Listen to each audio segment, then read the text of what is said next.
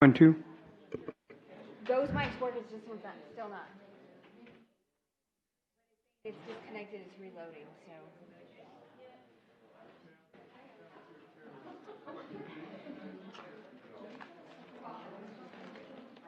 But it's showing her sheet disconnected, trying to reconnect. Maybe I should turn it off and turn it back on?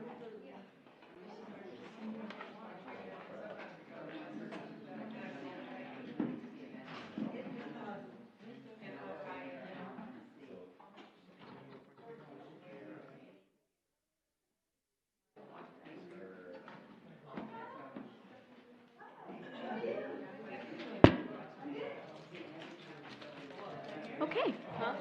Where is everybody?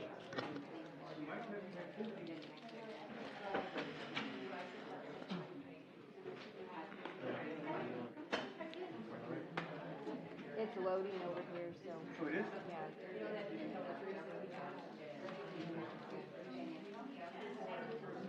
Oh, you plugged this in.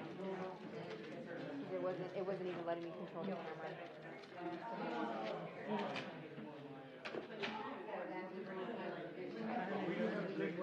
Here, that's when I... Really? Wow, that's good for you. Wow, I'm still such a...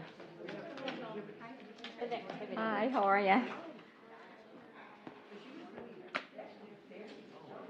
The mayor's got one that. Is the podium still not working? Yeah. Okay, we'll wait for it. I'm just going to reach over here for a second. Sure.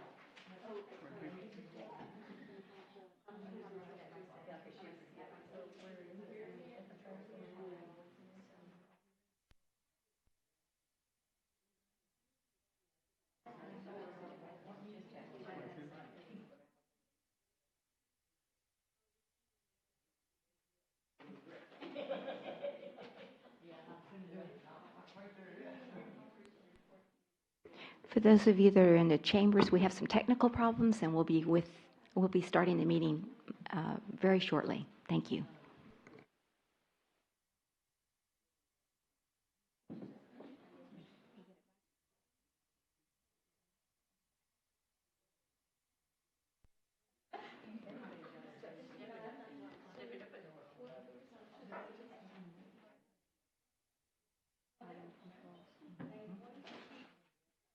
Yeah, it's just not letting me. Does yours have the same input?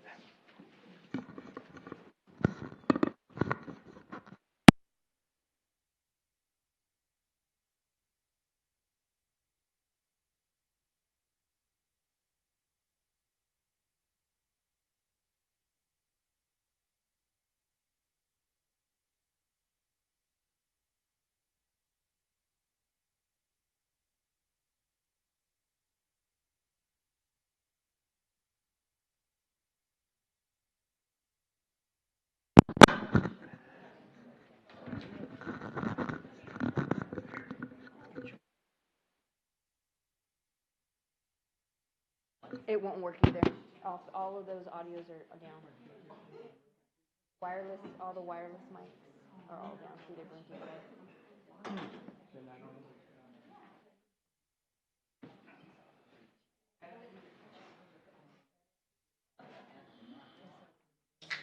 Okay, Mayor, we're gonna have to do that.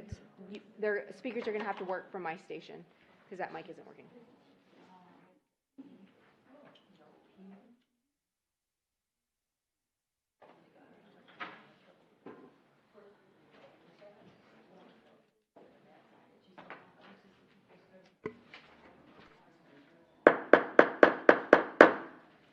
Good evening and welcome to the Leon Valley City Council regular meeting. Today is Tuesday, April 16th, 2019. It's approximately 6:05 in the evening, and I will call this meeting to order. We do have a quorum. Dr. David Edwards, our counselor in place one, is unable to be here. He has a family emergency and is excused. So if you'll please stand and join me in the Pledge of Allegiance. I pledge allegiance to the flag of the United States of America and to the republic for which it stands, one nation, under God, indivisible, with liberty and justice for all. Thank you. Just a few housekeeping items before we begin our meeting this evening. If you'll please silence all cell phones or put them on, vibrate. And also, if you need to talk to your neighbor, if you could please step outside the chambers and talk outside, we would greatly appreciate it, because we are trying to get a good recording, and sometimes that's distracting. So thank you so much for that consideration. Also, our local rules do allow citizen involvement to speak at any of our agenda items this evening. You are limited to 3 minutes, with the exception of citizens to be heard, which is 5 minutes. So with that said, we will move then to presentations. 2.1, our home, our decisions presentation. We have Melinda Moritz, our Public Works Director. Good evening and welcome.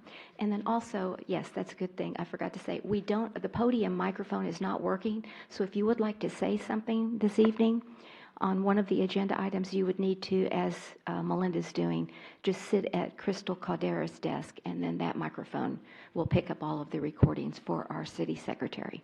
Okay, thank you. And Ms. Moritz, I know we're so used to seeing you in front of the podium, it's kind of hard to see you way down there, but hi, how are you? And good evening and welcome. Thank you, Mayor and Council. You So bet. this is the presentation that we would like to put on the website for everybody to see. We had this at the council meeting a couple meetings ago, and I was asked to bring it back so that y'all could see the presentation first. We'll also be doing a little flyer up, but it wasn't ready for this meeting. And then in your packet, we put the generic flyer that was put out by the Texas Municipal League, and that would also go on the website. And so the presentation, it goes like this, and what I did was I took out all of their proposed pictures and put in pictures that were of our town specifically and our events. And so see, there's a good ribbon cutting. And then it goes on to tell, year after year, Texas cities rank among the top cities in the nation for population growth and job creation, and it gives the statistics. It says we lead the nation because those cities can provide the services and infrastructure the businesses need and the quality of life. And so we've got a picture of the construction of Evers Road Bridge when we were demolishing the old one, and then a picture of the fire station and of the city water tower. And then I talked about our quality of life here in Leon Valley, which we have an excellent police, fire, EMS, and I forgot to add public works to that. I'll fix that. A superior rated water system, achievement of excellence public library, the parks, the pools, community garden, our street maintenance program, the school district, and then all of the personalized attention that our citizens get from the city leaders. And those are pictures of the park, the community garden, the swimming pool, and the construction of the fire station.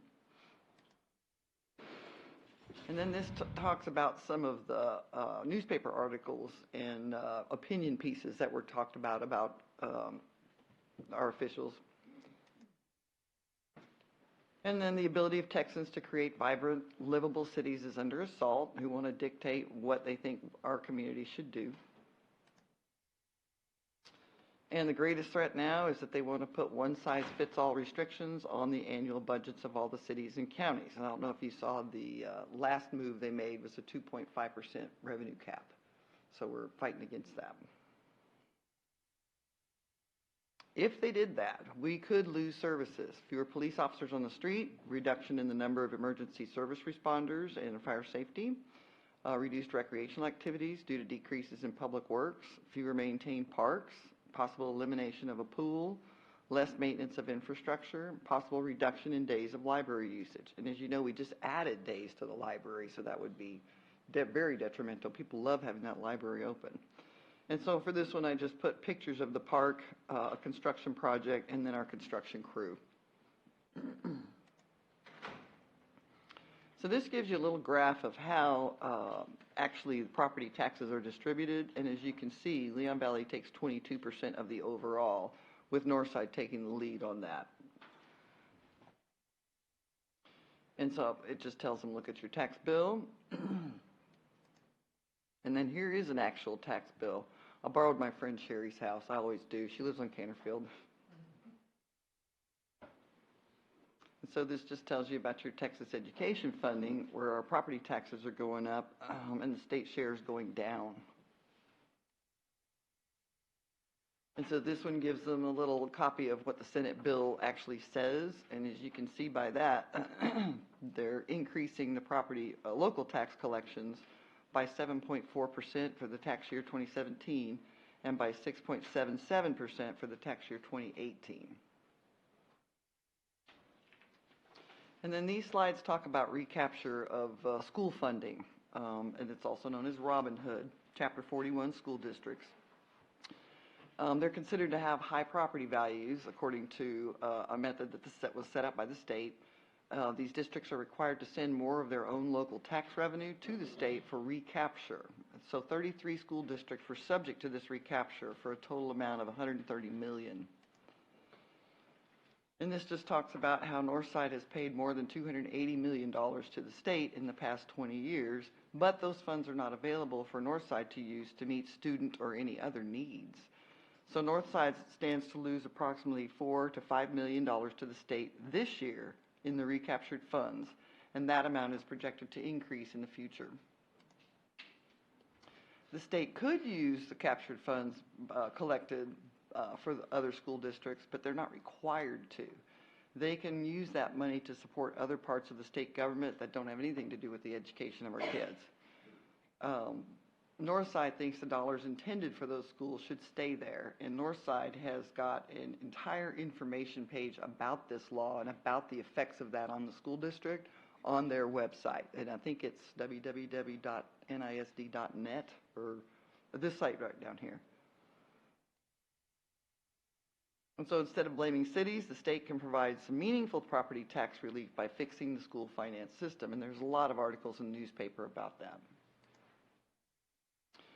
And so the Our Home, Our Decisions program tells the real story. Lets Texans decide at the local level what's best for their community. And then here's a great picture of the city council. I like this one, giving out an award to Robert. And then again, just more pictures of our city and our services. And it states, you know, giving us a voice. We should have the voice to say how much we want to invest in our infrastructure improvements, like our roads, water and sewage treatment, and our recreational facilities. Some of the potential Leon Valley projects that we've talked about are the erosion control and flooding control of Hebner Creek, and then flood controls in other areas of the city, a new public works facility, reaffirm our street maintenance tax collection, water system elevated tank repair and replacement, water and sewer system main replacement program, very important, very needed, and then an ADA sidewalk program. So if we keep our decision making here, it gives our citizens a voice in the rules and regulations that protect their home, the character of their neighborhoods, and also how they want to spend their money, on which projects are their priority. So here's just some of the regulations that we've decided are a good fit for our community. The graffiti, impound lot, fortune tellers, massage businesses, we defined and abated nuisances, the red light camera program. The ones that are coming up are a sex offender residency restriction program, payday and auto title lending restrictions, cell phone usage while driving ban, and eminent domain for our streets. And that's just some of them. And so this tells Leon Valley residents, you know, if you want to make the decisions affecting your home and neighborhoods, they should, you know, reflect our local priorities and not let the state tell us what we need to be doing. And then it finishes up with, it's your home, it's your neighborhood, your community. You should be able to decide, and then a great picture of Raymond Rimkus Park. And so that's what we're proposing to put on the website, if that's the council's pleasure. Okay, thank you. Can we have maybe another slide? Sure. To say what the citizens can do, an action slide? Call Sure. your state rep, call your state senator. I mean, that's the only way it's going to change. Because right now, I believe it was the Senate that just passed the $2.5 percent cap, correct? Mayor, Council, Melinda, actually, that one slide is wrong. Okay. I wasn't- You're calling it Senate Bill 1. Mhm. The budget bill that's active right now that actually has those revenue caps in it is House Bill 2. So that actually needs to be changed. And that's because I tasked Melinda with doing this before, that's changing weekly or daily up there. And so that one slide needs to be changed, and I can help you change that. But just to make sure the council is informed and the citizens as to why we're doing this is the Texas Municipal League voted for this to be their motto, for lack of a better word, our home, our decisions, as their overall attempt to keep decisions at the local level and let this council, local councils, make the decisions in conjunction with the people rather than the legislation being made in Austin. And so they've asked people to do, slideshows, the thing that Maribel did with the red light cameras that says our home, our decisions. Leon Valley community overwhelmingly 3 years in a row wanted the red light cameras and favored the red light cameras, but there might be another community that does not do that. And so that's why TML wanted us to do things that were individual to our community. And so I think she did an excellent job putting this together.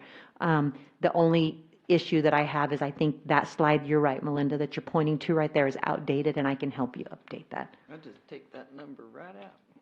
And then the mayor's addition at the end is really important. But I don't know how you all feel, but because we can't get all this on e-news, but we could consolidate something on e-news and then put numbers that people could call this week if you want on e-news. Well, what do my colleagues think? I think that's the whole purpose, is when they hear from you, when they hear from the elected officials, that makes a difference. If we And they don't like have to hear anything from on here, then they don't citizens. know, they're just reading it and they're going, oh, okay. Right. So that's why I think an action slide would be, but I'd like to hear from my colleagues.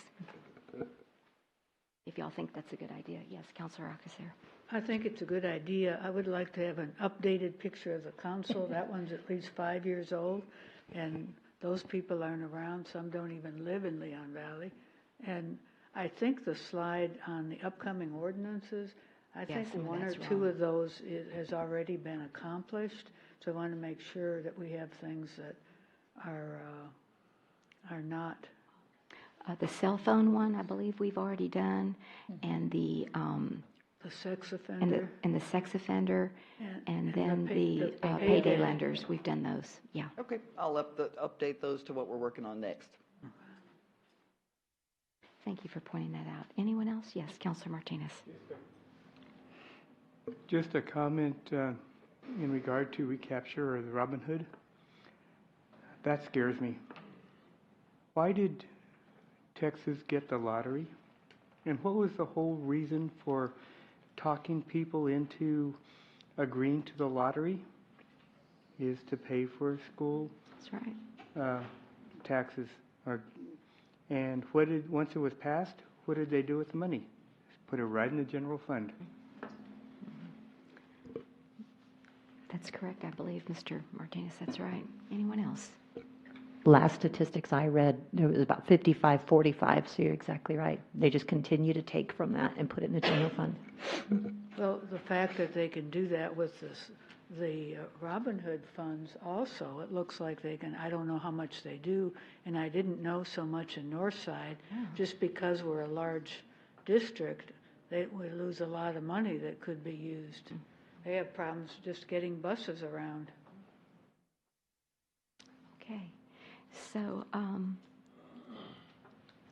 do we need a motion to approve this presentation with the corrections, or how would y'all like to handle it? No, Mayor, I think because it's under presentations, I think just a consensus that you all are okay with this, because this is not something that you have pre-approved, and so we didn't want to just go put it on the website, because it involves a lot of issues.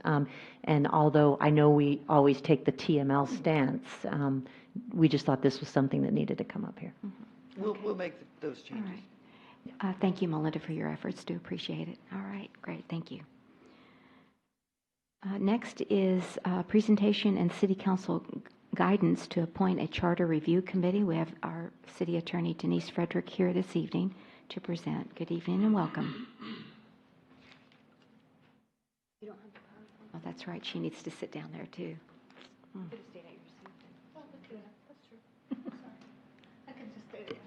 thought she had a PowerPoint. She had. Oh, she doesn't have a PowerPoint. Okay.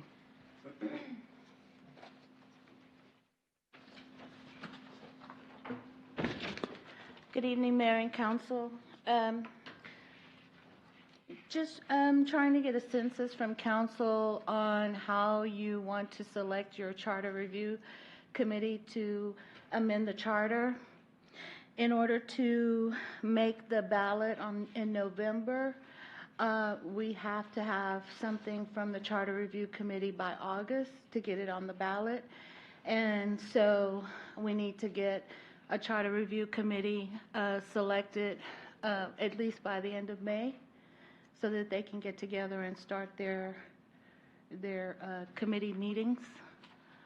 So I just needed a consensus from you on how you wanted to select your committee members. I had discussed it with the city secretary, and you can either do it by application or you can just select from the dais. The city council shall appoint a charter review committee in the second year after the charter is adopted, which is this year, and every fourth year thereafter. The charter review committee shall consist of 13 citizens of the city, and the citizens appointed shall consist of 2 appointments by each council member and 3 appointments by the mayor. So is there anything else, No, city manager, if you come up Not with that I'm aware of. anything? I think we just wanted a consensus have that you some- want to do it the Yeah, same way. I have some comment. It's silent as to when we have the election. Doesn't say November, so it just says 9 months. They cannot meet for more than 9 months. So we could conceivably meet in May. We conceivably put the election on May. I we think not? there's something. According we to were the trying charter. Right. According to the charter. Doesn't say anything about the when. Well, the term of office for the charter members shall be not more than 9 months. right. But there was something else that the Don't you city have it in front of you? secretary and I discussed. It's in that other book with regard to Well, when we're supposed to have it. I mean, because it should be on the November election if it's going to be every second year. It should be this year that the charter is amended. And so we have an election coming up in November. If the committee chooses to amend it, it should be this year because it has to be, it should be the second year after it was adopted and then every fourth year thereafter. So it needs to be this year and be put on the November election. okay, subsection F says, nothing in this section prohibits the city council from forming a charter review committee at any time or from submitting any amendments to the charter to election on its own initiative at any time in compliance with state law. So there's a lot of freedom here. So, I mean, I think we could form the committee and then let them, kind of, I guess we don't know what the consensus is going to be as far as how to amend it or leave it is or whatever, but I just hate for them to be under that time constraint. You had that time constraint the last did. time. And so that's what to be under pressure to get something done, just to put it on the ballot. And again, when I read this and I said, well, the charter's silent on it. It just says 9 months.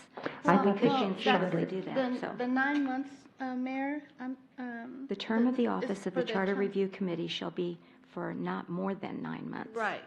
So, that's just their term of office. It's not talking about when the amendment shall be done.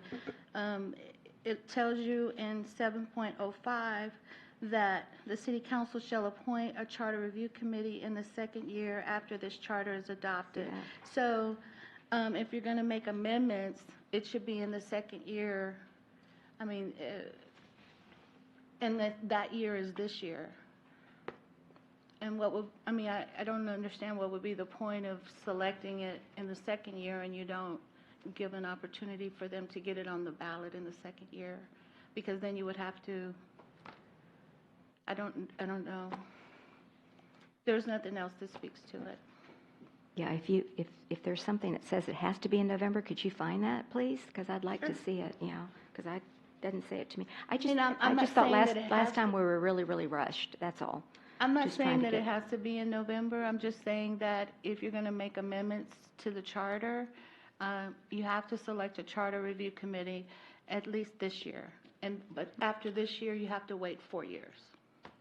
I understood that, but, okay. Anyone else have anything to add to this? Y'all want to? Unless you want to appoint a charter review committee this year and then have them work on a charter for another election in the upcoming years, between now and the 4th year. I think that's possible. But they can't serve for more than 9 months, so. I guess the way I was looking at it was May, and if you backed up May, then it would be September, and that's the 9 months. So we could still appoint them in this year, Right. but the election would be in May of 2020. That's the way I was looking at it, but anyway. Is there, I don't know when the elections are. Is there an It's election just in May? November and May, that's it. That's it.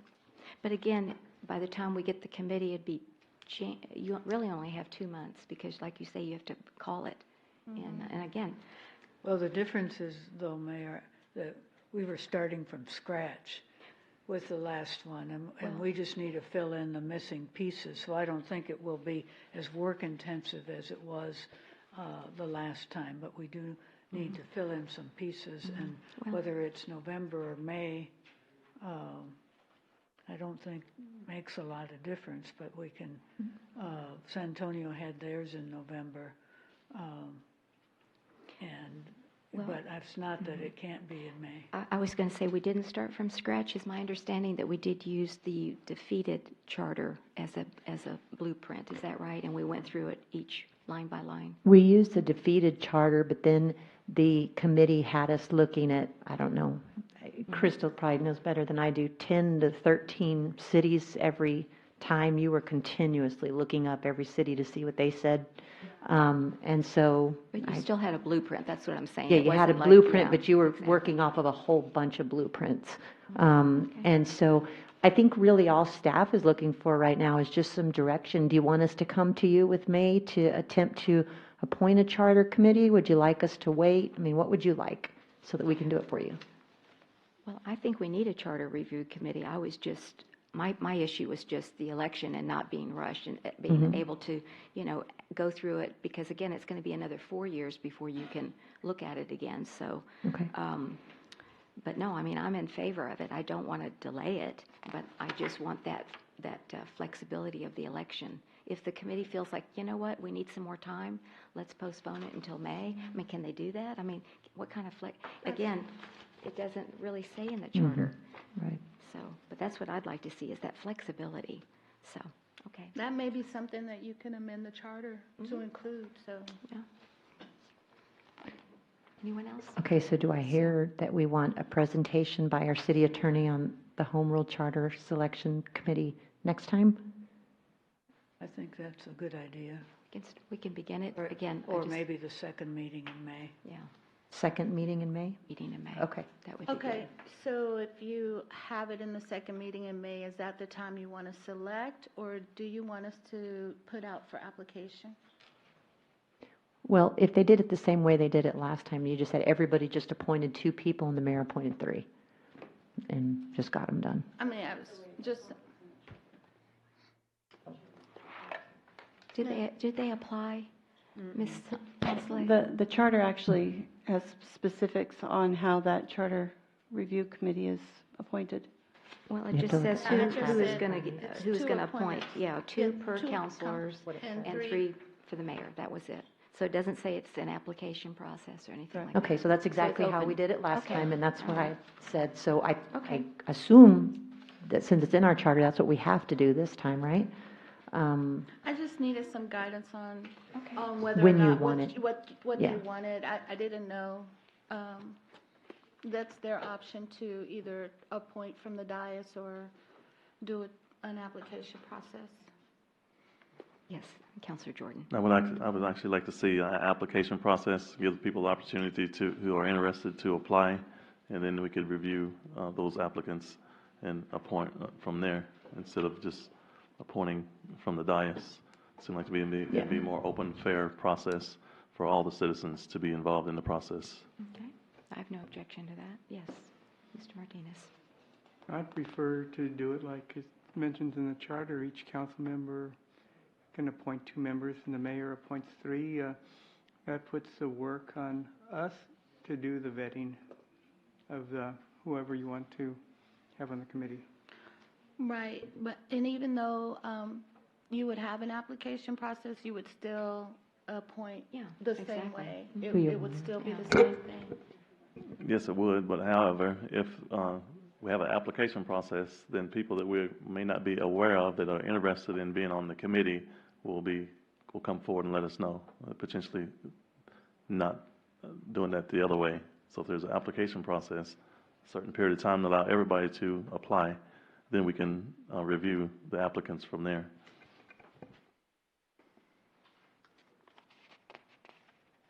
Okay. Anyone support Mr. Jordan's idea for application?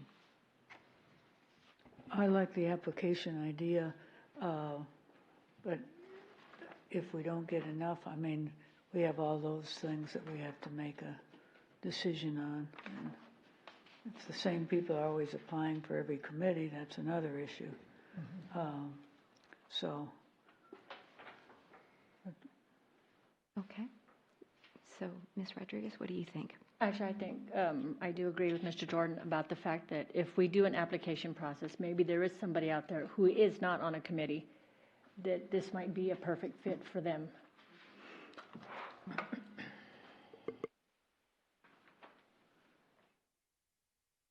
Okay. So am I hearing that application should, the bottom line is it's still a council's decision, but they're able to see who's out there in the community that may be interested, and I have no objection to the application process, because again, it's left up to the councilors to actually appoint, but at least you'll get to see maybe a broader interest in the community. So, Sandra, I hate to ask you to amend your volunteer application again, but I've already done it. you've already, oh, you're one step ahead. Okay. All right, that sounds good. And maybe I'll put a little something in the Lion's Roar as well on my article so that we could tell people about Great. that. Okay. Very So we're good. going with the application? Yes, yeah. Okay. Okay. Is there thank you. anything else that you wanted me to address? maybe more specifically as to the mayor's request, because if the committee could be appointed, I mean, say in August if you wanted May, or immediately if you wanted sooner than November, but August would take it through April, and that would be just before the election. So more information on that to help us make a decision. Thank you, Ms. Frederick. All right. Any other comments on this? And if not, then we'll move then to presentation number 2.3. We have our monthly financial report, March of 2019. And, oh, Vicki, you're down. See, I don't see you I know, all. it's so strange to be down I know it here. is. Hello, hello.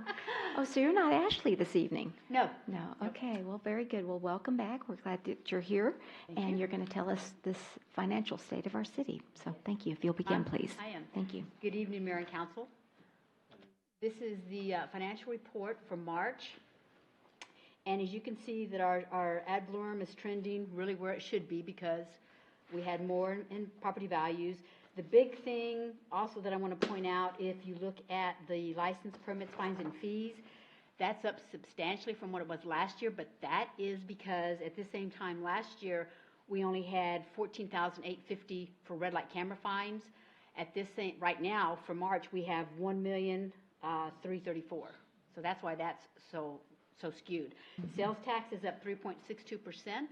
If you remember, we're still 2 months behind because we accrue back October and November because October is for. So that was the significant jump from the month before because it was like 2 point something last month. So 3.62, and that's 3.62, through March? And for the next month, it's even higher, for Oh, April, April. 5 something, yeah. Okay. So 3.62% through March, but we're 2 months behind. Correct. Yes, Okay, ma'am. so we're only 4 months instead of 6 months like everything Correct, else is. yes. Okay, very good. But comparing March of Right, 18 to March of 19, we're we're up. up 3 point. Yeah, Okay, 3.62%. thank you. The other thing that I want you to note is under miscellaneous revenue, that's one of the places that we Yeah. have our interest. Interest is up 69%. Of course, the interest rates go up, and if we keep it invested, so from what we earned last year, it's up 69% alone, interest, Interest. and what we have in taxable. on the Okay. money. As far as the impound lot, I've got another, I'll go back when I Yeah. go further back and talk about that in more detail. But as you can see, we should be at 50%. So if you look down at all of the particular expenditures for all the different departments, everyone is trending. The only one is just a little bit of Parks and Recreation, but it's not anything that I'm concerned about. They're at 53%. Other than that, everybody else is trending where they should be. Why is that one up higher? Is that they just spent They more money? spend all their capital. Okay, Yeah. Yeah. with the equipment and stuff, okay. For water and sewer, as you can see, 19 is trending a little bit above what it was in 18. We had a little bit of rate increase. We really haven't had that much rain, but again, it's something we really don't, we watch it, but it's nothing that we're concerned about, even though it's up, because it's the winter months. And we will not see the usage until we get to the summer months, really what it's like. And then if you look at their expenditures, the only thing that's at 100% is at 107,113, and that's what we transfer to debt service for their debt payment. Other than that, everything else in the water and sewer is trending. Okay. The next one is the community center fund. If you look at the hotel motel tax, that is 5.6% above what it was in fiscal year 18. The really big concern that we should be looking at, is, that kind of bothers me, is the conference center and the community center. Even though right now we're at 62% above what we were, that's because we were leasing out to the church. The church, right, that's And what so I that's had a concern that highlighted. we're gonna have to really watch and make sure that they're where they're supposed to be. If you look at the expenditures, they're trending where they're supposed to be. And then for the economic community development for March, again, they're the same as the general fund with the sales tax. They're 2 months behind, so they're at 98,832, and their expenditures are at 65,186. The only big things that they have in contractual, which would be also project funding, was where they gave the office liquidation. They gave them a grant of $9,691. And then if you go to the red light cameras, and right there it is. Again, if you look at, for 19, it's 1,334,000, and the same time last year it was 14,850. So that's a huge difference, a huge change.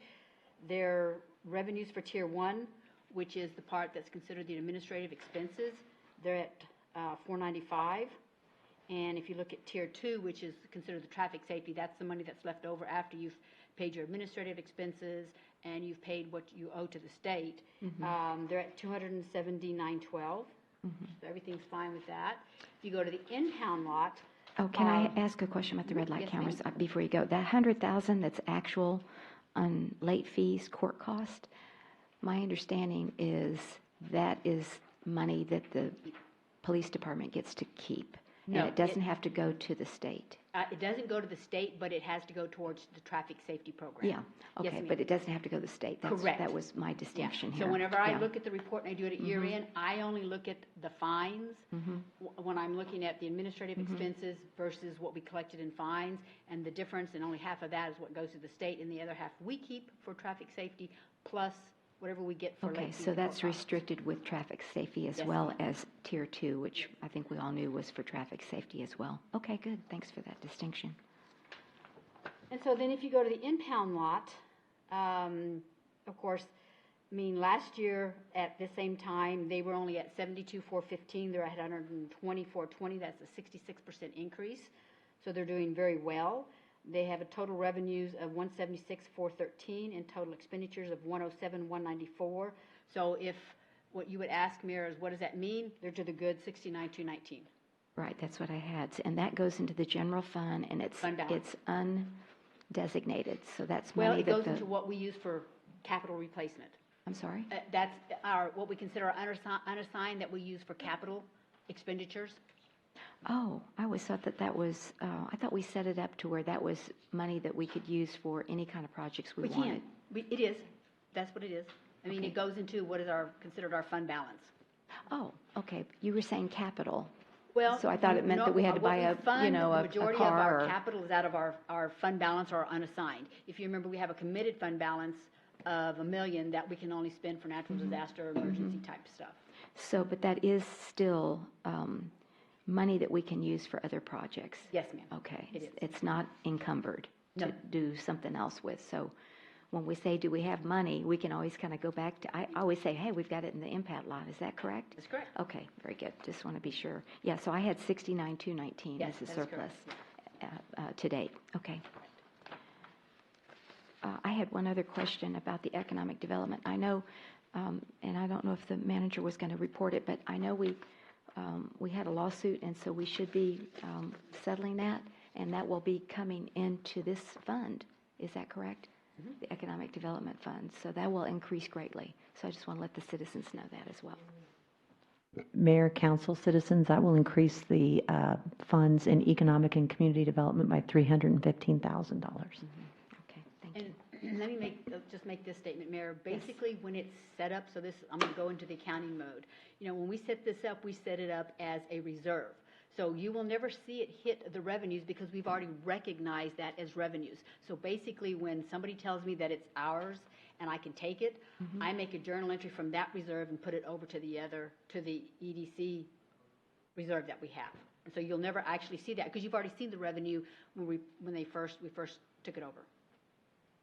Okay, now say that again. You mean we're In other not words, going when to you see the the sales tax 315 revenues anywhere?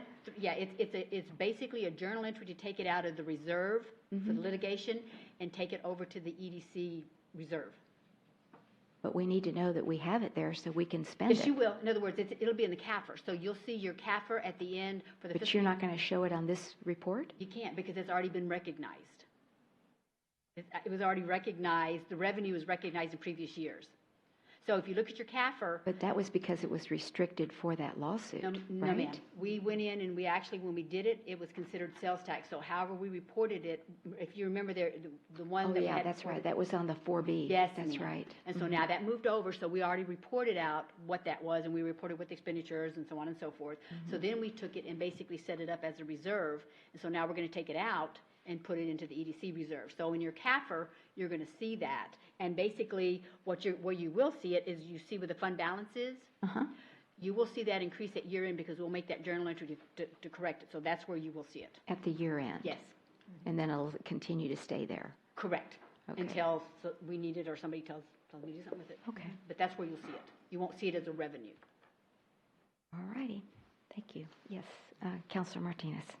Now, when the lawsuit first was presented, we had to put, I believe it was like $85,000 bond with the court. When do we get that Yeah. money back? That's I don't right. I know. forgot about that, but you're right. We sure did. Mayor, Councilor Martinez, we actually need to wait 15 days from the date that we got the notice from the Supreme Court. And last night at our Economic Development and Community Development Advisory Group, I believe we said the 15th day was either last night or or today. I can't remember. So the 15 days has just passed. And so what I need to do now is email the appellate attorney and ask him, A, when it's okay to move the funds over to what Ms. Wallace just explained to the fund balance. Once we know it's safe and we get the okay to do that, she can move those funds over, and then we'll inquire about the bond. But he did say they might apply for an extension. He did. He said there was a 1% chance of it, but they have not applied to date. He said if they did, he would let me know. And they have not applied to this date. But that's right. I remember that, Mr. Martinez. They had to put up a bond because of the lawsuit.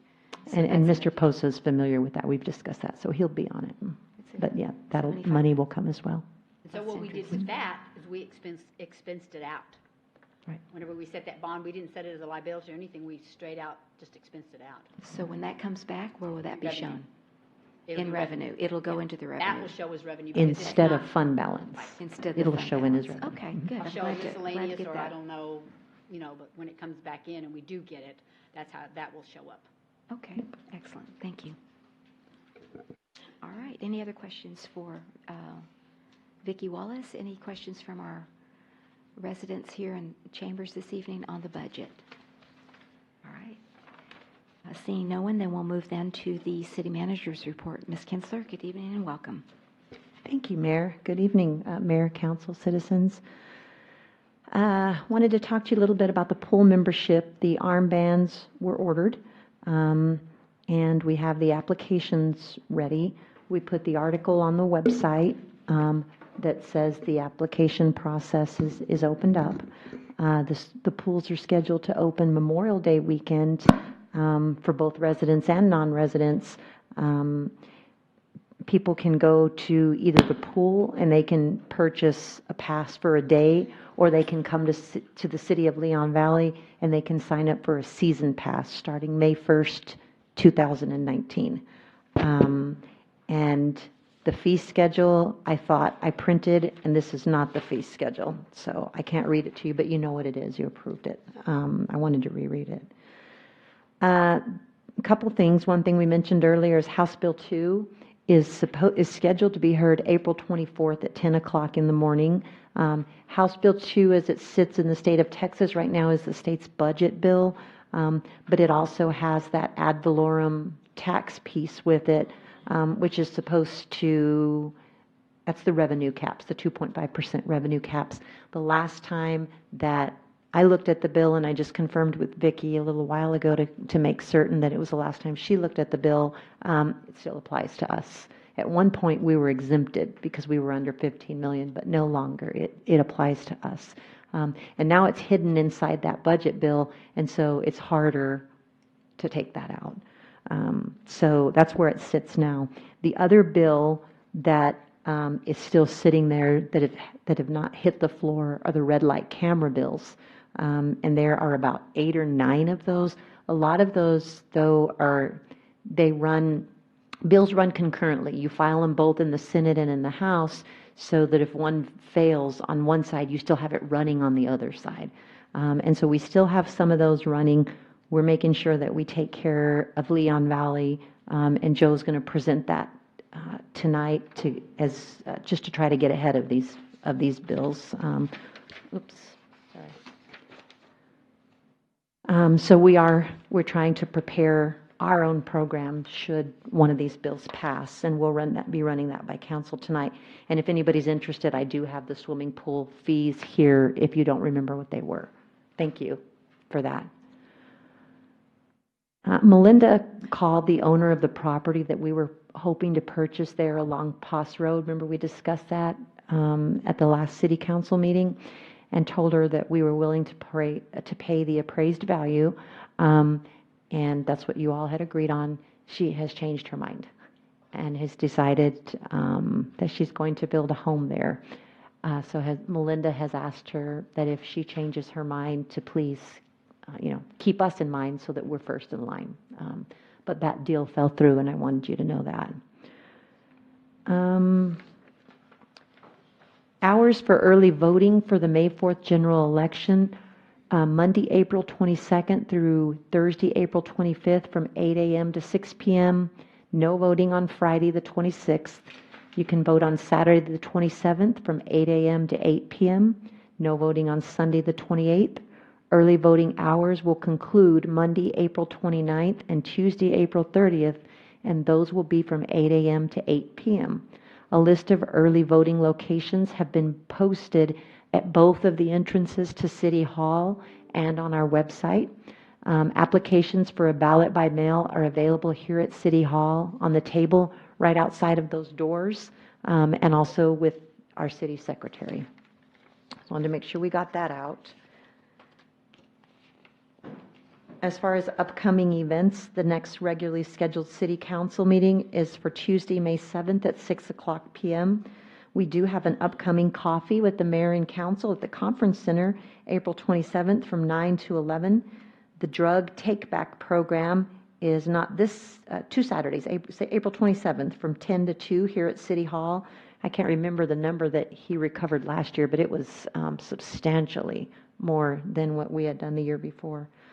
District 7 Property Tax Workshop is April 29th. That same night, right here at our conference center, that same night is the Bandera Road Corridor Community Meeting at 6 o'clock p.m. at the City Church located at 9431 Bandera Road. That one is going to be really important for Leon Valley residents to attend and to be heard. There's going to be, I think there's room there, Mayor, didn't you tell me, for 500 people? Yeah. A lot of interest. Absolutely. There is a public awareness class at the fire department Saturday, May 18th at 9 o'clock so that people can get familiar with the AED. City of Leon Valley ethics training. The title, and our city attorney has set this up through a contractor. It's called Fostering Integrity at the City of Leon Valley. The first date is Monday, May 20th from 2 to 5 in the afternoon. The second date is Tuesday, May 21st from 9 in the morning to noon. Leon Valley swimming pools, as I said, open Memorial Day weekend. That's Saturday, May the 25th. Summer reading kickoff at the library. It's a big rig petting zoo. I guess the kids loved that last year. Had a lot of attendance, and Public Works had a lot of fun with it as well. That's June 10th from 10:30 to noon. And with that, I will stand for questions. Okay. Yes, please. I just had a question or a follow-up. Are we going to be sending postcards to our residents for the Bandera Road meeting? We had talked about that. The city of San Antonio will be notifying everyone within, I think it's a mile from Bandera Road out along the corridor. Mayor, we will, I actually forgot to get the quote on that yesterday, so I will get the quote on that tomorrow. I'd like to, you know, just since we've had a lot of interest and a lot of communication, so if we could send that out, that would be great.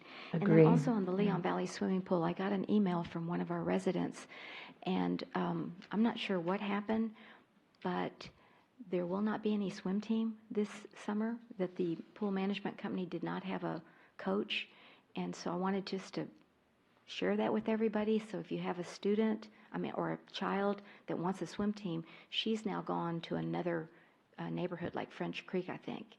And so that was news to me, as I thought we were going to have a swim team. So I guess water aerobics probably won't come off either. So unless they'll just give us the key. Do you know? I don't know. But I that's saw what that I email read as well, with, and I David saw Dave Demline. responded. Yes. But could you address that? Because that's pretty, I think we've always had a swim team. We always have, Yeah. and Carolyn Gabriel, I asked her at the Park Commission meeting, and she said no, and then the lady who was doing the Forest Oaks team also declined this year, and so we're still looking for one. We're still actively looking for, if anybody knows anybody who can coach a swim team, please let Public Works know. And then he does have someone available for water aerobics. They're not certified, but if nobody cares if they're certified, then yes, he's got several people that can do that, so. Okay, the concern with the resident who contacted me is that they're already forming the teams and they're putting it all together, and so we're going to be left behind, so that's the only thing. So, but if anybody out there knows anybody, maybe within the next week, maybe we could jump in there. So, okay, thank you. That was a concern. All right, any other questions for the manager on her report? Anyone else? Okay, thank you, appreciate it. Thank you. Then we'll move to citizens to be heard. Is there anyone in our chambers that would like to address the council at this time? Please come forward and state your name and where you live, and you have up to 5 minutes to speak.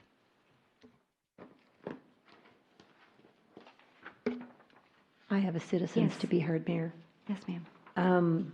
This was sent to City Secretary Sandra Pasale from Mr. Olin Yarnell. And it says, subject, Texas dual office holding and incompatibility laws. At a recent Meet the Candidates event, City Councilman Mr. David Jordan stated that he is currently employed as the interim city administrator for the city of Dilley, Texas, while also holding the position of city council member for the city of Leon Valley.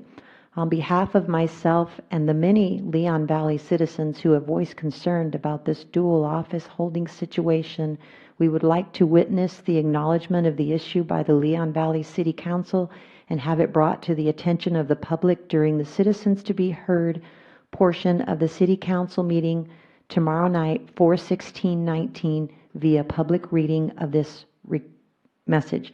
Additionally, we request that the subject be placed on the agenda for an upcoming city council meeting. Sincerely, Olin Yarnell. Okay. Well, Madam Mayor, may I respond to that, please? Remain. Since I'm the topic of discussion here.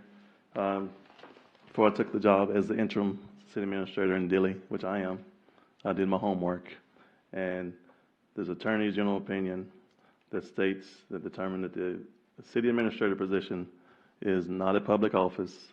You are an employee of the city. This one.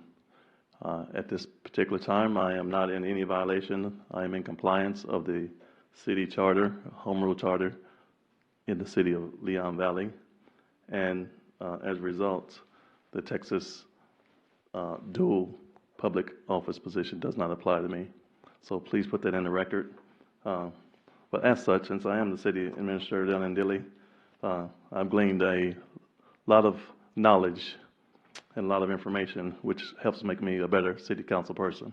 So that's why I'm running for city council for re-election. okay, thank you. Okay, thank you very much. Appreciate it. All right, anyone else?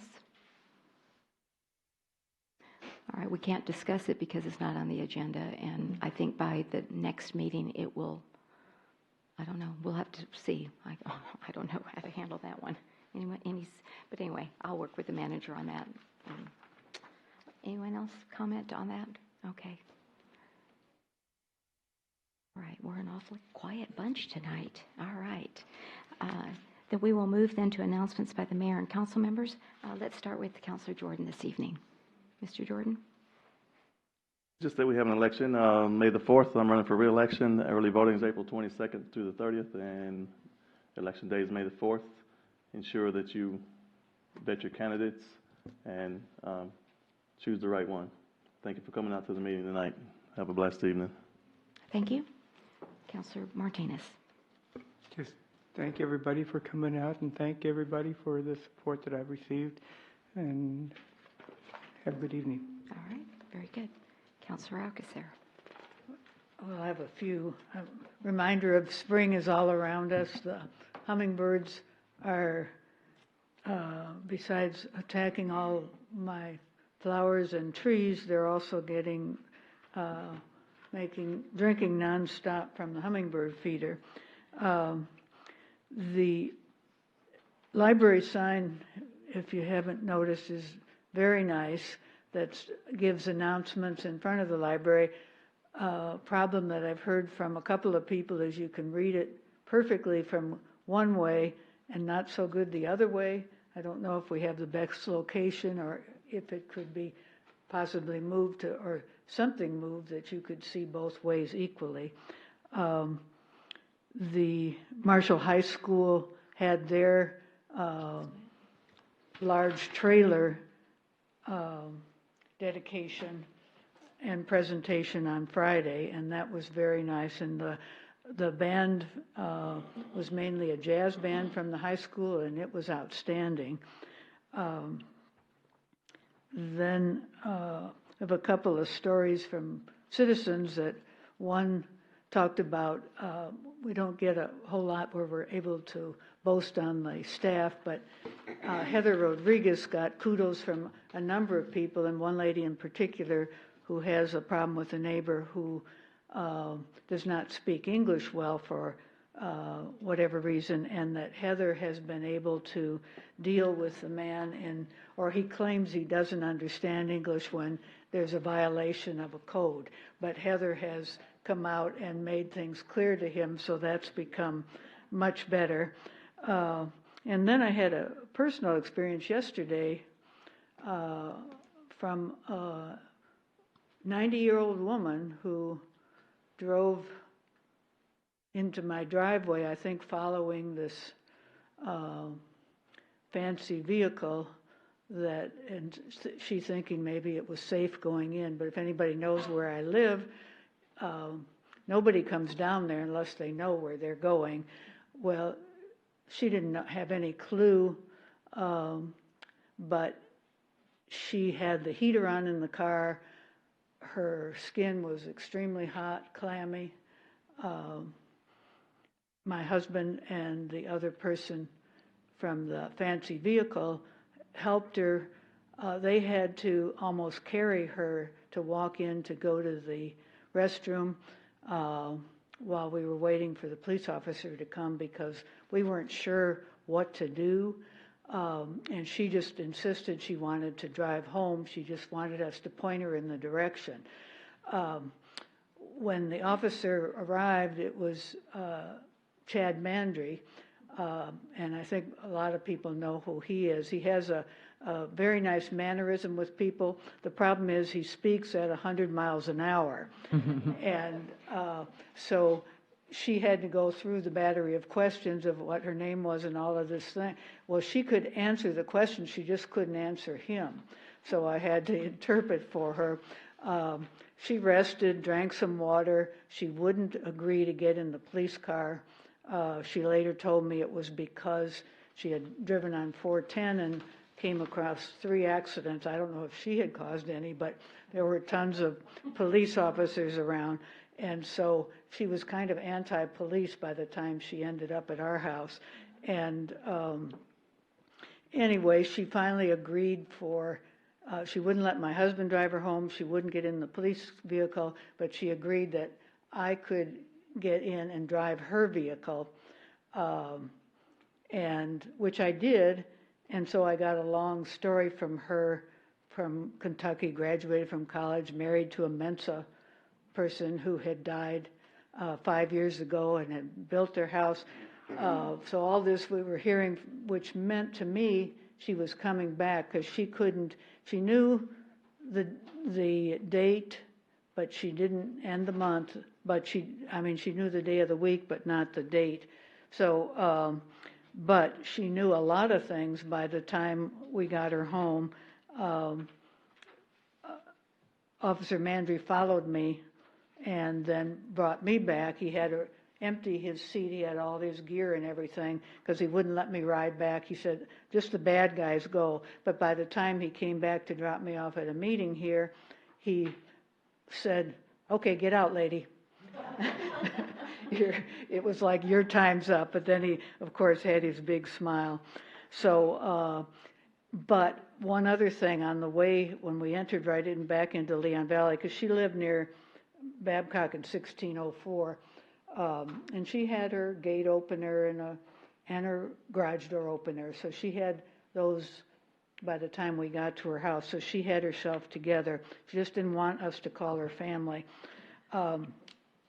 So, right, we were on Eckerd coming down to Bandera, and all of a sudden, Chad stopped instantly, and I'm saying, what's going on? He made a U-turn, and the officer, he had seen a lady and a man in a wheelchair. The man was in the wheelchair, his wife or sister, whatever, was with them, and they were coming out into Bandera Road because a very large sign was knocked down or put down right in the midst of the sidewalk. And he signaled to them to don't move, and I think they were paralyzed from this officer scaring them a bit. But anyway, that he turned around, went into a parking lot, moved the sign, let them get by safely, and then we were on our way. So it's just some of the things that we never know the officers are out there doing that are particularly good. It also meant he had to stay longer to write his reports because he was doing good deeds. And we see about them collecting for MLS and things like that with the boot, but these are the things to me that really are important. And finally, as you see, go Spurs, go. Okay, thank you. Boy, she was far from home. She was far from home. 1604. And you know where I live, Mayor. I know, and I was Nobody like, wow, could want to be there unless they knew. I would have notified her family because that's a concern. They live in Houston. Oh, wow. Okay. It's not my place, but still. No, she wanted she's to pretty be far. independent. She doesn't want to lose her driving rights. And I think we prevented not only something happening to her because she was so disproportionately high, but hot, but we prevented an accident, and that was what was important to me. And she was very lucid. I can tell you many things about her that made me think we didn't have to call her family. Okay, well, very good. Well, thank you for your service on that. Councilor Rodriguez. Again, just want to say thank you for everyone coming tonight, and for our police department and fire department for allowing me to take part in the bowling for badges and then the collecting in the booth this past week. And last but not least, thank Maribel for the good job she's doing. She put together an excellent program in conjunction with Marshall on Friday night. Okay. Thank you. Very good. All right. Well, gosh, this is a very special week. Happy Easter, happy Passover, and of course, happy Fiesta. And hope you enjoy the time with your family, and be safe. And go Spurs go. I had that one too. And the John Marshall Mighty High School Band unveiling on Friday. Met the director of the band, Kevin, and also the vice president of the band boosters. And the students really, really worked hard, and they raised $25,000 to purchase that equipment and then have it, decorated. They call it a wraparound or something. I'm not quite sure how that's happened. But anyway, congratulations to the John Marshall Mighty Band for their efforts. And then a shout out for Henry Deeker. He is a neighbor in Seneca West, and he has been communicating with the federal government about the unsafe conditions, and TxDOT about the unsafe conditions along Bandera Road, and trying to get across because he's visually impaired and he has a dog.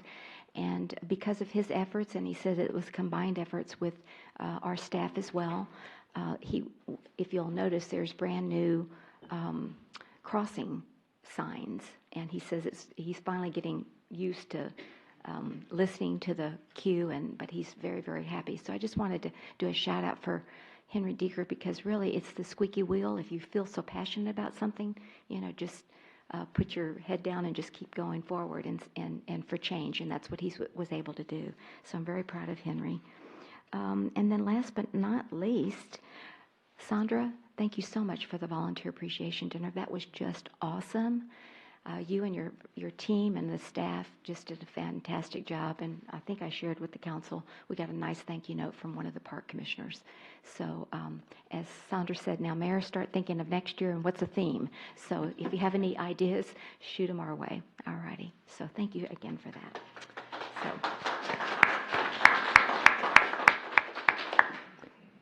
All right, moving then to the... Mayor, may I follow up? Yes, you may. Thank you. I just you mentioned Mr. Deeker's name, and I had been here about 2 months, and I did the whole walk with him up and down Bandera so he could show me all the obstacles.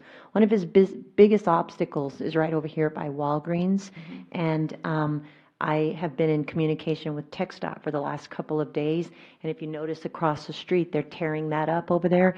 They are doing we had them slipping in a separate engineering project because we couldn't get it done by itself. But it's taken 3 years, but that sidewalk is now being constructed. And so he'll have a clear path all the way up to that stoplight. And so, had he not shown me, so what he was having to do was walk between the two cars, the parking lot at Walgreens. And so now he's going to have a straight through, and everybody is. But anyway, you have to bear with us because that's going to be happening the next couple of weeks. So there's going to be some construction there. But it definitely, one piece at a time. Yep, that's right, one by one. Okay, thank you. Then moving to agenda item number 6, consent agenda. Does anyone want to remove that item for discussion? And if not, may I have a motion and second to approve? I move that we approve the consent agenda 6.1 as presented. I'll second it. All right, we have a motion by Councilor Alcacer and a second by Councilor Martinez to approve the consent agenda item number 6.1. All those in favor say aye. Aye. Any opposed? The motion does carry. Moving then to 7.1 ordinance. These are our second reads. Ms. Pasolay, if you'll please read 7.1. An ordinance amending Section 3.05.001 and Section 3.05.005A of the City of Leon Valley Code of Ordinances regarding residential fences in the front yard, providing for repeal or severability savings clause, and providing for an effective date. Thank you. Good evening, Mr. Milan, and welcome. Thank you, Mayor and Council. Is there any updates on this ordinance that Yes, you'd like ma'am. to present? There are several updates.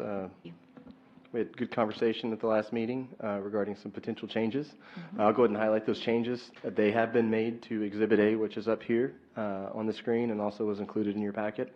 So the notable changes, I'll go ahead and work my way down from the top of the changes. First, we talked about materials and what materials are allowed to be constituted as a fence. We talked about prohibitions on chain link fences, and so the council made it very clear that they did not want to entirely prohibit chain link fences, but only prohibit chain link fences within the front yard. So we've adjusted the definition or the different possible materials to continue to allow for chain link fences. And so you can see a barrier fence. A fence is a barrier screening device constructed of ornamental steel, ornamental iron, metal. And so our traditional interpretation is that a chain link fence is allowed because it's metal. And so wood or masonry. And we took a step further and went ahead and defined what masonry means. After looking at that in the code, we determined there isn't a solid definition of masonry, so it's important that we have that. And so we included a new definition of masonry. Masonry is building materials consisted of native stone, cut stone, cast stone, brick, decorative concrete masonry units, or stucco. And went ahead and went a step further just based on personal experience. It's always good to define what stucco is because there are many different interpretations. And so we went ahead and put the traditional definition of stucco, which is the traditional 3-step method. Next, as I mentioned, went ahead and made sure that we were very clear about chain link fences not being permitted within the front yard. And also we had a lot of good discussion about making sure that it's very clear the extent to which masonry, or the extent to which a fence can be solid above a certain point.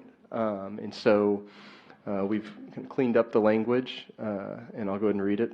It states, if constructed within a required front yard, portions of residential fences higher than 44 inches above the natural surface of the ground shall be constructed of open ornamental steel or ornamental iron, with the following exception, in that pilasters, columns, or similar vertical elements may be constructed of masonry, provided they are spaced at regular intervals, no less than 15 feet apart, with the exception of vertical elements at pedestrian gates, which may be spaced closer. So I think last time the way it was worded, it made it a little confusing, and it made it almost seem that that pilasters must be masonry. And what we wanted to say was masonry may be permitted higher than 44 inches, provided it's only on pilasters. So it's a little bit more clear now. So also, we put a clarification in the ordinance addressing existing residential fences. Any residential fences as of today, which is going to be the final action, are allowed to remain. They just can't be expanded. So if there's any concern out there about somebody's chain link fence in their front yard, it can stay. You just can't come into our office and get a permit to make it 10 feet longer. Okay, so I just had a clarification. So there's no chain link fence in either the large lots or the regular residential lots, R1, Correct. R2, R4, R6, and R7, in the front yard? Yes, Okay, ma'am. Just, We broke it up into... that's right. Yeah. I appreciate that. Thank you. Absolutely. So that concludes my presentation and the changes. Happy to take any questions. All right, any questions for Mr. Milan? From the council or from any of our residents in the chambers? Okay, if not, Thank you, What is Brendan, the- for making it much clearer and answering all my questions that I still had. Yes, And I ma'am. move that we approve 7.1 as revised. Second. we have a motion by Counselor Alcacer and a second by Counselor Jordan to approve 7.1 as presented. All those in favor say aye. Aye. Aye. Any opposed? The motion does carry. Moving then to ordinance number 7.2. Ms. Posley, if you'll please read that ordinance.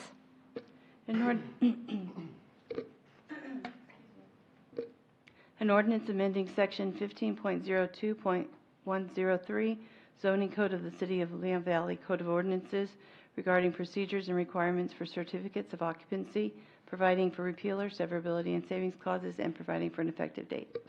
Thank you. Are there any updates to 7.2? Two very minor changes. Okay, go It'll ahead. take me a minute.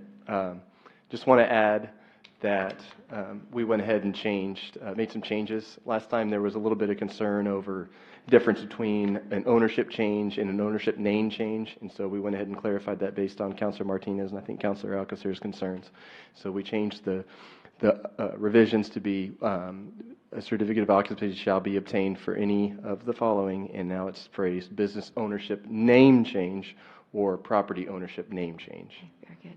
And my question is there a fee for 1, 2, 3, 4, 5, 6, and 7? Yes, ma'am. Okay, and is that the same? Or does everybody know that when they come in that there's a fee associated with this? Do we need to include that? That the fee is included within our fee schedule. Okay. Yes, All ma'am. right. And it's about $125 $125. per, does it matter 1 through 7? It's about $125? It's all the same because it's basically the same process. Okay, all right. Just wanted to be sure that that was clear for our businesses and citizens who need a certificate of occupancy. All right. Any other questions from our council or our citizens in the chambers?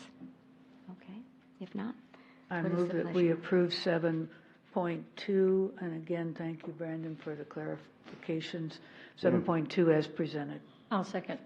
We have a motion by Councilor Alcacer and a second by Councilor Rodriguez to approve 7.2 as presented. All those in favor say aye. Aye. Any opposed? The motion does carry. Moving then to 7.3, Ms. Postle, if you'll please read that ordinance. An ordinance of the City of Leon Valley, Texas City Council amending the City of Leon Valley Code of Ordinances, Chapter 12, Traffic and Vehicles, Article 12.03, Parking, Stopping and Standing, Section 12.03.006, Parking Restrictions on Specific Streets, to designate both the north and south curb lines of Adair Drive, 85 feet west of west curb line of Evers Road as no parking zones, providing for repealer and severability and savings clauses, and providing for an effective date. Thank you. And Ms. Moritz, welcome back. Is there any updates to this Yeah, we have ordinance? Okay. I just had one comment. I was talking to one of the neighbors, and it was interesting because when you look at the home on the corner that was just converted to an assisted living, the lot to the left, I always thought it was the corner house that owned that. And but I'm talking to some of the neighbors in the neighborhood, and actually the lot is owned by the woman that lives on Countess Adria. Oh, it's part of her backyard. Yes, it's her backyard, and I didn't know that. And so her request to me, and I said, well, let me bring it, because it's kind of, it has to do with parking. She said that section in front of the black wrought iron fence, it's all natural, and you can see it, and I took a picture of it. You can see all of the tire tracks. People are parking on there, and she would like for people not to park on that because it damages, the grass and the oil and all that. So is there anything we could do about that? I know it's a little bit off, but I'll anyway. give that to the code enforcement officer. Okay. Oh, okay. Very good. Code enforcement. All right. So that's it on that It's one. on, it's on it. I just stuck it in on it as well. Okay. Thank you. I appreciate that because she prides herself in, and it is a beautiful lot and a beautiful backyard. But I didn't know it was somebody's backyard on another street. Learn something new every day. So, all right. And so what's the pleasure of the council? If there's no other questions from our council or our residents in the chambers? I move that we approve 7.3 as presented. All right. We have a motion by Councilor Alcacer and a second by Councilor Martinez to approve 7.3 as presented. All those in favor say aye. Aye. Any opposed? The motion does carry. Moving then to agenda item number 7.4. Ms. Postle, if you'll please read that ordinance. An ordinance of the City of Leon Valley, Texas, City Council approving the dedication of 1.05 acre parcel of land being parcel P-7B, ABS 432, CB 4430, located along Poss Road and adjacent to Raymond Rimkus Park as parkland. Thank you. Any updates on this No, ma'am. ordinance. Okay. Any further questions from our council or our chambers? I had a question from what the manager mentioned earlier. Is that on the other piece of property that came, the issue that the lady won't sell after we went all through the process? That's the one? No, ma'am, this is the large vacant lot that's right. No, I'm sorry, I understand this, what this one is. I was asking, was the other one the one next to it? The one that we were going to get? No, one next to it is actually our small pavilion. Uh-huh. And then on the other side of the creek from the small pavilion, we own a lot there. And then this would be the one we wanted to buy was the vacant piece at the corner of Andres Salazar and Paz. Okay. Oh, and that fell through. Oh, She was all excited about it, and then when I called her after the meeting, okay. All right. And you needed that for erosion control, partly. yes, ma'am, she would like to build a house on it, but she can't. So we'll just Yeah. wait, and I Okay. told her, let me know. All right, very good. I move that we approve 7.4 as presented. I'll second. All right, we have a motion by Counselor Alcacer and a second by Counselor Rodriguez to approve 7.4 ordinance as presented. All those in favor say aye. Aye. Any opposed? The motion does carry. Thank you so much. Thank you. Melinda, and have a good evening. Moving then to regular agenda, 8.1, presentation, discussion, and possible action on the City of Leon Valley's July 4th Festival and Soapbox Derby event. We have Maribel Mendoza, our Special Events Coordinator, here this evening to present. Good evening and welcome. Good evening, Mayor and Council. Yes. So I have a small update for our 4th of July festival and then Soapbox Derby event. So the purpose is to present an update to City Council for the City of Leon Valley's 4th of July and Soapbox Derby event this year. And this is actually our flyer for our 4th of July. Great. This is what Sherry and Watson for our library created. So sponsors for our 4th of July, both monetary and property, we have in Sierra, Just Smash'em, and Randolph Brooks. And yesterday also we had the Economic and Community Development Advisory Committee sponsored $32,500. So that's another update for this slide. And we also got Amiga Cafe, the catering business who did our UTSA breakfast, also sponsored property. So they're going to have a photo booth out there at the 4th of July where people can go in, take pictures, and receive a little cutout of their picture for free. So they're sponsoring that for our 4th. We also have SAT Energy that is sponsoring or providing the donation of solar lighting. I know we've had a couple of meetings with them already. They're going to provide the same services as last year, helping us light Raymond Rimkus Park for the festival. And Image 360 donated the parade banner. So I know every year we have either our city manager or someone from council walk and hold the banner. That's what Image 360 sponsored. And I actually pick up the banner tomorrow. So I'll have that also to present at a future update so you can see. I do have our entertainment lineup minus our national anthem. So that's still pending. I still have a couple more phone calls to make, and I can get a full update on a complete entertainment. But we so far have Maddie La Chiquita, who will be dancing. Smash, a local vendor here, also has their kiddos that are going to be doing some small showcase. We have Alan Hendrickson, Passing Strangers, and then after our fireworks. And then we move on to our Soapbox Derby. So staff received a complaint by Ms. Shirley Jonas about Soapbox Derby event being held the same day as the Seniors Trash and Treasure event.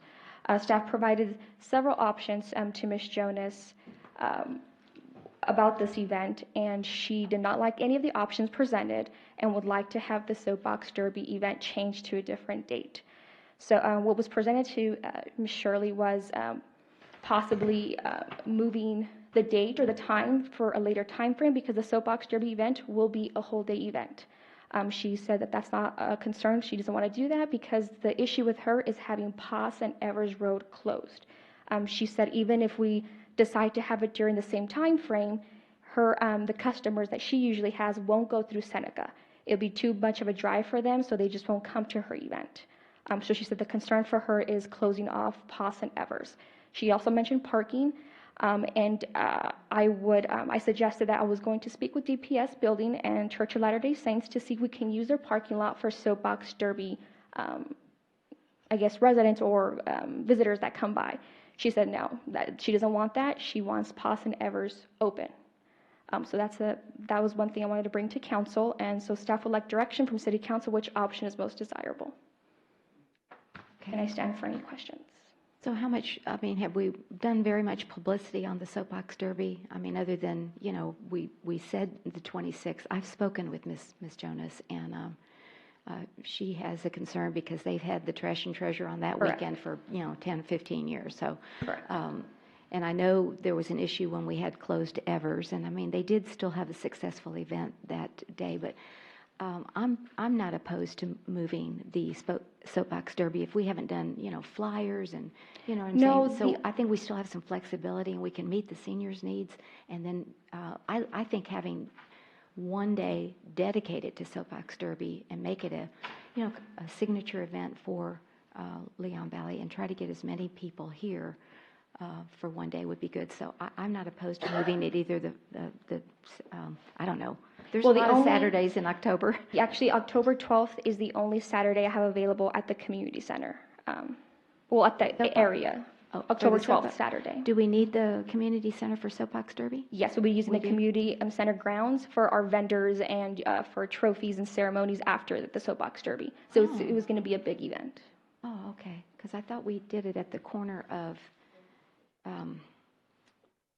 Evers and Poss in that little Raymond Rimkus area that we did the trophies. I didn't think we went over to the That's community because there center. wasn't any room. That was Okay. the- I believe was that's all where it was fenced going to be off held, and- but because of the rain, I don't think they did the actual ceremony that they wanted to do. But I'm not, Oh, is that? we didn't have rain. We didn't have rain until Oh, sorry, later. it wasn't. Yeah. It's just, we were making it a bigger event, Soapbox Derby's gonna be an actual event all on Okay. its own, so we were So gonna you have need the vendors community center, is what The you're saying? grounds, correct. there for food and stuff, and we just thought it just made Okay. sense to do the trophies. So October 12th is the first weekend in November available? Second. 2nd in October, I haven't checked November. I I'm- thought we I'm were just just- so, Well, I know, I'm just Yeah. saying if, we want to make sure it's cool, so. right. That's all. So that's kind of the way I'm feeling, that if we haven't done too much on soapbox derby, I think we can, a win-win. We can meet their needs plus really make the soapbox derby stand alone, so. And I just wanted to make a Yes. clarification, because it sounds like we're doing this for one person, but she's really complaining on behalf of the seniors. That's right, Northwest And Seniors. She represents the senior group, and it's a large group, and they just have this trash and treasure a couple of times a year, and it had been pre-scheduled, as she let us know, quite a bit ahead of time. And that's mainly their objection, that they had it scheduled, and then with the streets closed, there's a Correct. problem. But I agree that it would be nice, and I think October is a perfect month for it. Early October. I So mean, early it's the October second. 12th, okay. Anyone else? Okay. How about our citizens? Do y'all agree that we should have it a standalone event? I know Ms. Baldridge, did you want to come and speak? And you are part of the seniors as well, so I know you take. By chance I am. Yeah, you take tickets at the door. You do a very good job. Well, I Good tell evening and welcome.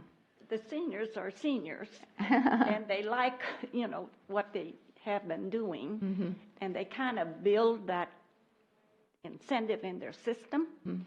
And so if we crush that, that's not going to be good for the future. Mhm. So I hope it'll work out, that they can do what has been, practiced. That consistency that they've been so used to, and it's hard for them to change. And they pass it on, and I think it's been beneficial. I mean, they're so happy as a rule.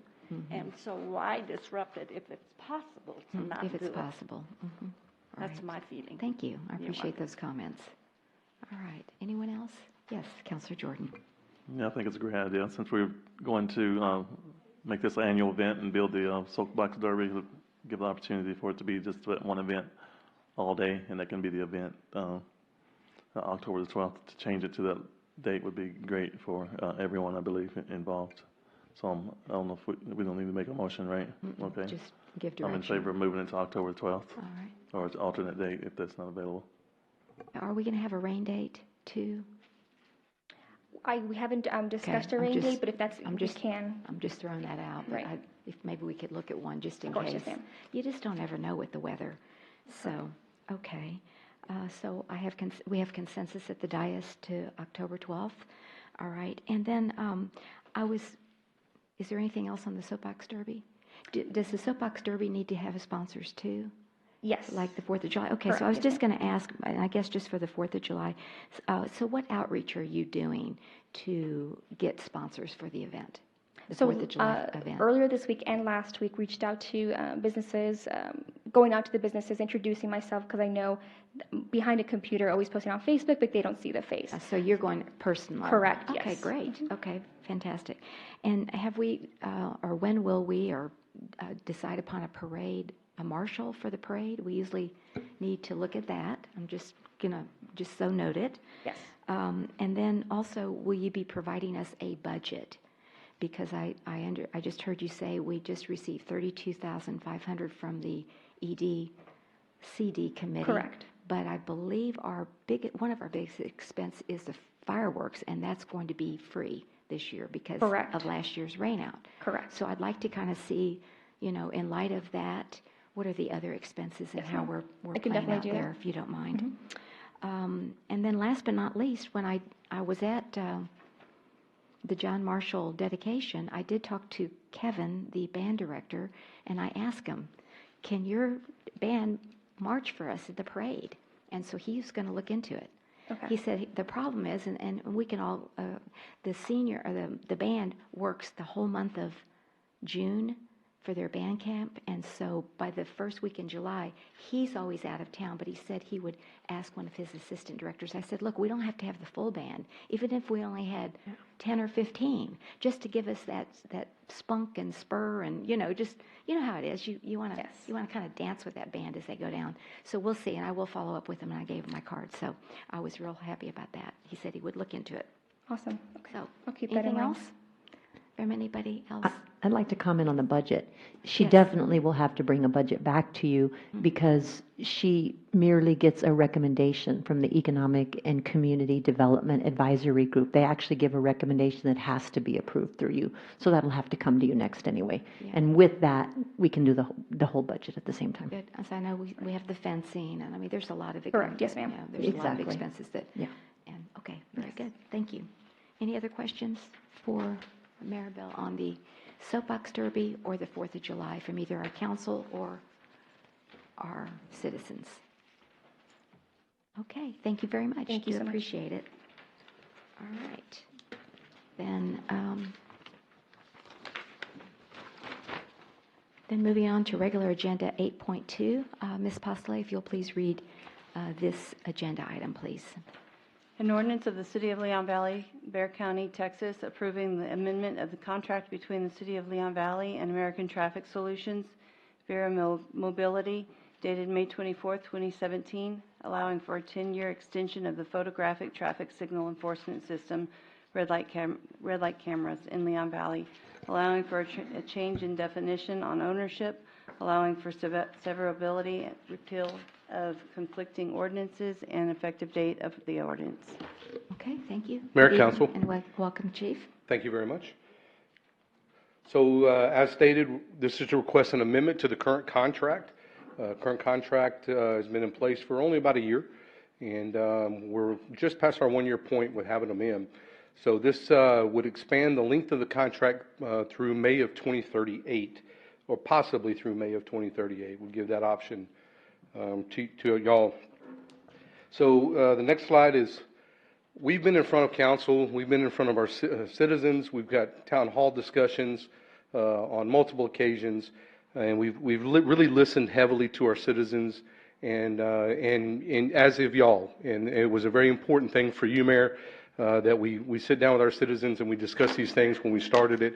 And so I give this updated slide every time I go back, just to show everybody, especially those that may not have been around and not dealt with these types of things in the past, how many times we've done conversation with our citizens. 2 town halls, the last town hall being a 94% approval of red light cameras. And just to go back, that March 7th of 2017 City Council meeting, that adopted the program and giving the city manager, excuse me, the right and authority to negotiate a contract and to execute a contract. The contract never came back in front of city council after that because y'all gave the authority. I think it was Ms. Alcacer who first gave the first, and the second was Mr. Martinez, Councilman Martinez, for the first and the second. So that was way back in March 7th of 2017, and here we are a little bit over 2 years later, and we're looking for the second amendment that's actually been done to these. So the last meeting that we had with our community was the town hall, where 94% approved of the red light camera program, and we're very happy with it. And then the last thing that's been done with the program is the 3 new cameras that have been added as of March 15th that were authorized by y'all in July of 2018. So it just takes a little bit of time. So just a reminder to everybody, the program began, actually, camera went live January 22nd of 2018. That was the first camera. Warnings were given for the first 30-day period, and cameras at every intersection, and not just the approach, but all 4 or how many ever approaches are, get a sign that notifies everybody that this is a red light camera intersection. That's why you see a reduction in all different directions, not just where the camera's at. We've gone on a public education awareness program from day one. Even beforehand, we started seeing some drops in our numbers because people didn't know if they were in or not. A lot of people confused the sensors with red light cameras, and they thought they're in at every intersection overnight. And so we were already seeing some things go down when we actually started it, but they have dropped dramatically, and we'll talk about that in a second. Our first citation was February 23rd, 2018. We had 10 cameras for the first 2 months, because the 11th camera that was scheduled to go online, when they were having problems getting power to it. So that 11th camera went online April 18th, and then we, like I said earlier, 3 new cameras are added in March of 2019. And for those that argue that that the due process and that this is anywhere near less able for them to argue their point, it actually is more. It's 5 different points where this thing can get thrown out. And they can see their violation and make a determination online while they're sitting at home versus coming in here and having to argue in court. So there's a lot more due process available to the citizens that get these types of citations, and quite frankly, there's $75 versus the $350 that would be if my officer was sitting over there and actually gave them a regular citation.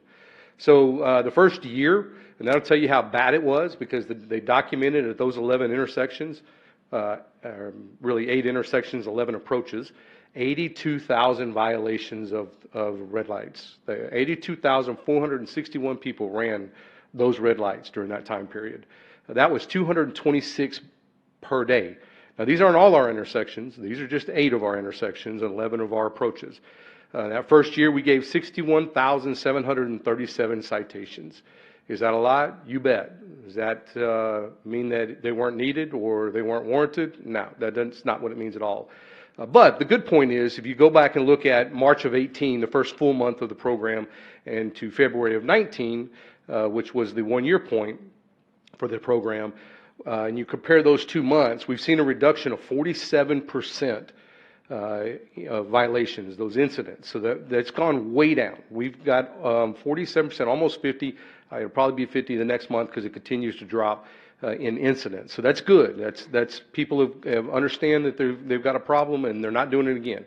And then in citations, if you look at from the first month to the last month, you got a 66% reduction in the amount of citations. So the numbers have gone way down, and that's a good thing. That's exactly what we wanted. That's one of the main things we wanted. We'll get to the other one in a second. So as you can see, this is the reductions in citations. As you can see, every month they've gone steadily down. The only outlier was October, and that's probably because September there was something going on like rain or something along those lines that people normally slow down anyway. But other than that, you've seen a steady decline since the first month, and that's a really good thing, really good for everybody.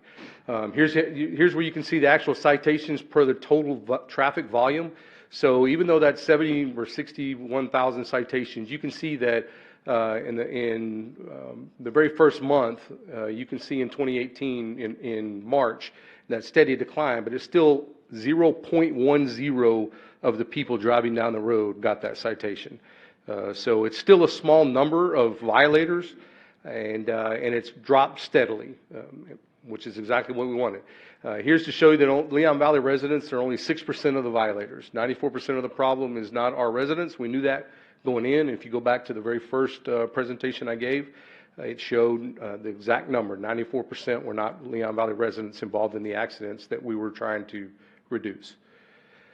Recidivism rate, 94%. Never get a second citation up to this point. So it showed the change in behavior. It shows that they're starting to learn. It shows that that reduction in the numbers is really indicated right here. Only 5% get a second one, and it's really less than 1%, but percentage-wise, we've got 1% up there, actually get more than 2. And the most I know of anybody is 7 at this time, and they're not Leon Valley residents. So what does that do for our accidents, which when we went in, we said we want to reduce? So pre-installation, we looked at July of 2017 through March. And the reason we use March is because reality is people didn't start getting their citations till April. So there couldn't have been any changes in the month of March because we were just starting to give the citations out, and it takes 22-3 weeks to get to them. By the time that the mail gets it to them, it's a good 3 weeks. So we didn't even use March. So we went July 2017 through March of 2018, and then April of 2018 through December of 2018. Both of these are 9-month periods. And what we saw pre-installation and post-installation, 241 accidents pre at those intersections, specific intersections, 138 post. So the number went down by 43%, the reduction in accidents. The angled crashes, which we talked about, there's people getting hit from the side, the most dangerous, because there's not a lot of vehicles yet that have airbags in the side, and I don't know if people knew that. Most of them still don't, whereas all vehicles by law have to have them in the front airbags. And so what we've seen there is a drastic reduction of 65% in angled crashes. And you're going to see in a second what that results in. For those that argue that rear-end crashes increase, we still saw a 39% reduction in rear-end crashes. And then other crashes, side swipes, head-on, those types of things, reduced 33%. So our injury accidents, where somebody was injured during the same time period, the pre-installation was 63, post-installation 28. So we had a 55% reduction in the people that were injured in our accidents on our street. I don't know about y'all, but I'd say that that what we did and what y'all did and what our citizens did just had an impact. 55% reduced of people out there getting injured in our accidents. That's huge. So not only is it the issue of the reduction of over 100 accidents, but also those that are involved in the accidents, there's a reduction in the injuries as well. And I don't think I put it on here, but the severity of damage reduced right at 50% as well, the damage to the vehicles. So the accidents are not near as bad as they were previous, and so the accidents, the damage and the cost and the out-of-pocket for the different citizens has reduced exponentially. So here's just the total accident count by month. You can see April in the dark green to the right. You see where the numbers go down. April, May, June, they continue to go down. And we did see a little rise in December, but that little rise still is lower than anything on the left, and it's probably weather-related as well. And this is the accident counts by month, and so it's the same thing. You still have some very low numbers going on here as well. So this is non-red light cameras. So those of y'all that remember, I'm doing my thesis statement on red light cameras right now, so it's not a good time to argue with me about them. But I also studied the 5 intersections leading into Leon Valley from San Antonio, and 4 intersections within Leon Valley that didn't have the treatment of the red light cameras. So there's 9 intersections that were also studied, and as you can see, there's ups and downs. We do see a what they call a halo effect in Leon Valley. So even our locations that don't have red light cameras, like El Verde, right out here in between 2 red light camera intersections, they reduced as well. You still see some levels of reduction, but you also see some that are very similar, almost identical to 2017 to 2018 in the months that are covered. Severe injury counts, if you can look here on the left, you see a lot more people with minor injuries and the major injuries. So on the left, the black is major injuries. If you look to the right, you see 0 people that were taken to the hospital, incapacitating injuries, and killed. The blue are minor injuries where they complained of injuries, and you can see those numbers go down. And so you're still seeing your numbers go down, your accidents. That's why everything is shortening. But you see more of the, I guess that's green, for not injured. And so that's what's resulting at the accidents. Even though you still have 140 or 138 accidents on this, you're still having them that are less severe. And so that's exactly what we talked about from day one, was reducing those injuries. That was the most important thing. So what has it also done? Getting our guys off of those 100+ accidents at those intersections and the other ones as well, the reduction, has allowed us to get into those neighborhoods, adding 4 more officers that you guys have approved through the red light camera program.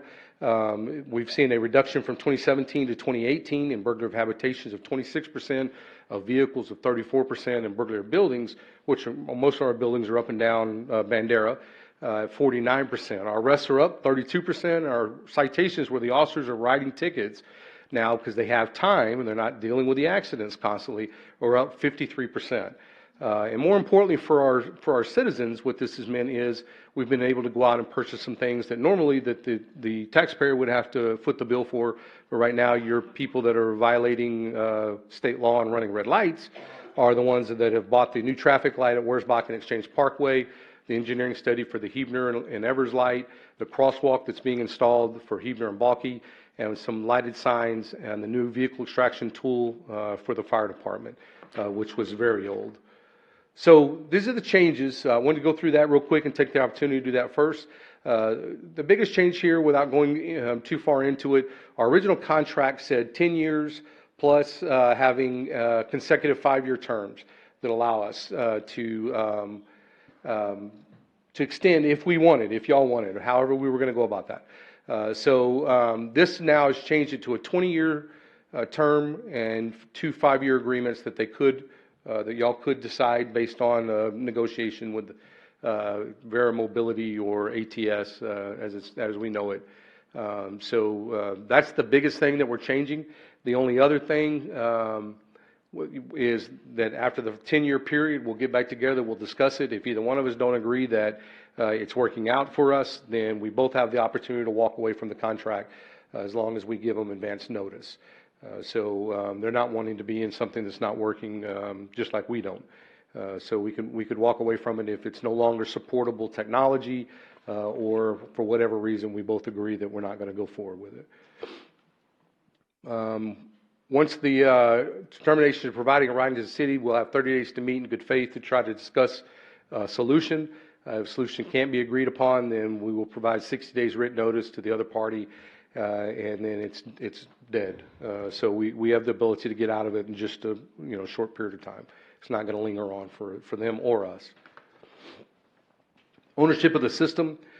This is something that's new in there because they had a lawsuit and there was a lot of mess with another city, and so basically they kept the cameras when they deleted this thing. When they stopped the program. And so basically all this says is if we stop it, then it's their cameras, they can pick them up, and they should. We're renting them. We don't own them. That's very clear. So they have to recover those cameras within a reasonable time, not to exceed 90 days if we decide to part ways, either way. So social equity, I can tell you that the accidents in the first 10 months of the program's implementation, the 65% reduction in the crashes and all those other things, 67% reduction in citation, promotes the health, life, and property of our citizens. We do and have seen a slowing down of the accidents and everybody being a lot safer, and that's very important. Economic development. With a calming effect on the roadways, people are going to start utilizing the roadways more. Everybody tries to go and not go down Bandera because of the problems on the road. It's safer, more pleasant to traverse at this time, and your taxpayer monies, our citizens' taxpayer money, are not being wasted for people that are violating the law and causing accidents. So that should help improve, as the road condition improves, should help Bandera Road prosper and that corridor to grow. Environmental stewardship, we've talked about this, the reduction in accidents, less public works have to run out there, put sand on the road, try to stop the leaks, cause, all those problems that come along with it. And so it keeps those foreign fluids off our roadway and ultimately keeps them out of our creek and our water supply. So we're being good stewards by doing that. So yes, there's an income from the program. However, the program is not meant to be an income generator.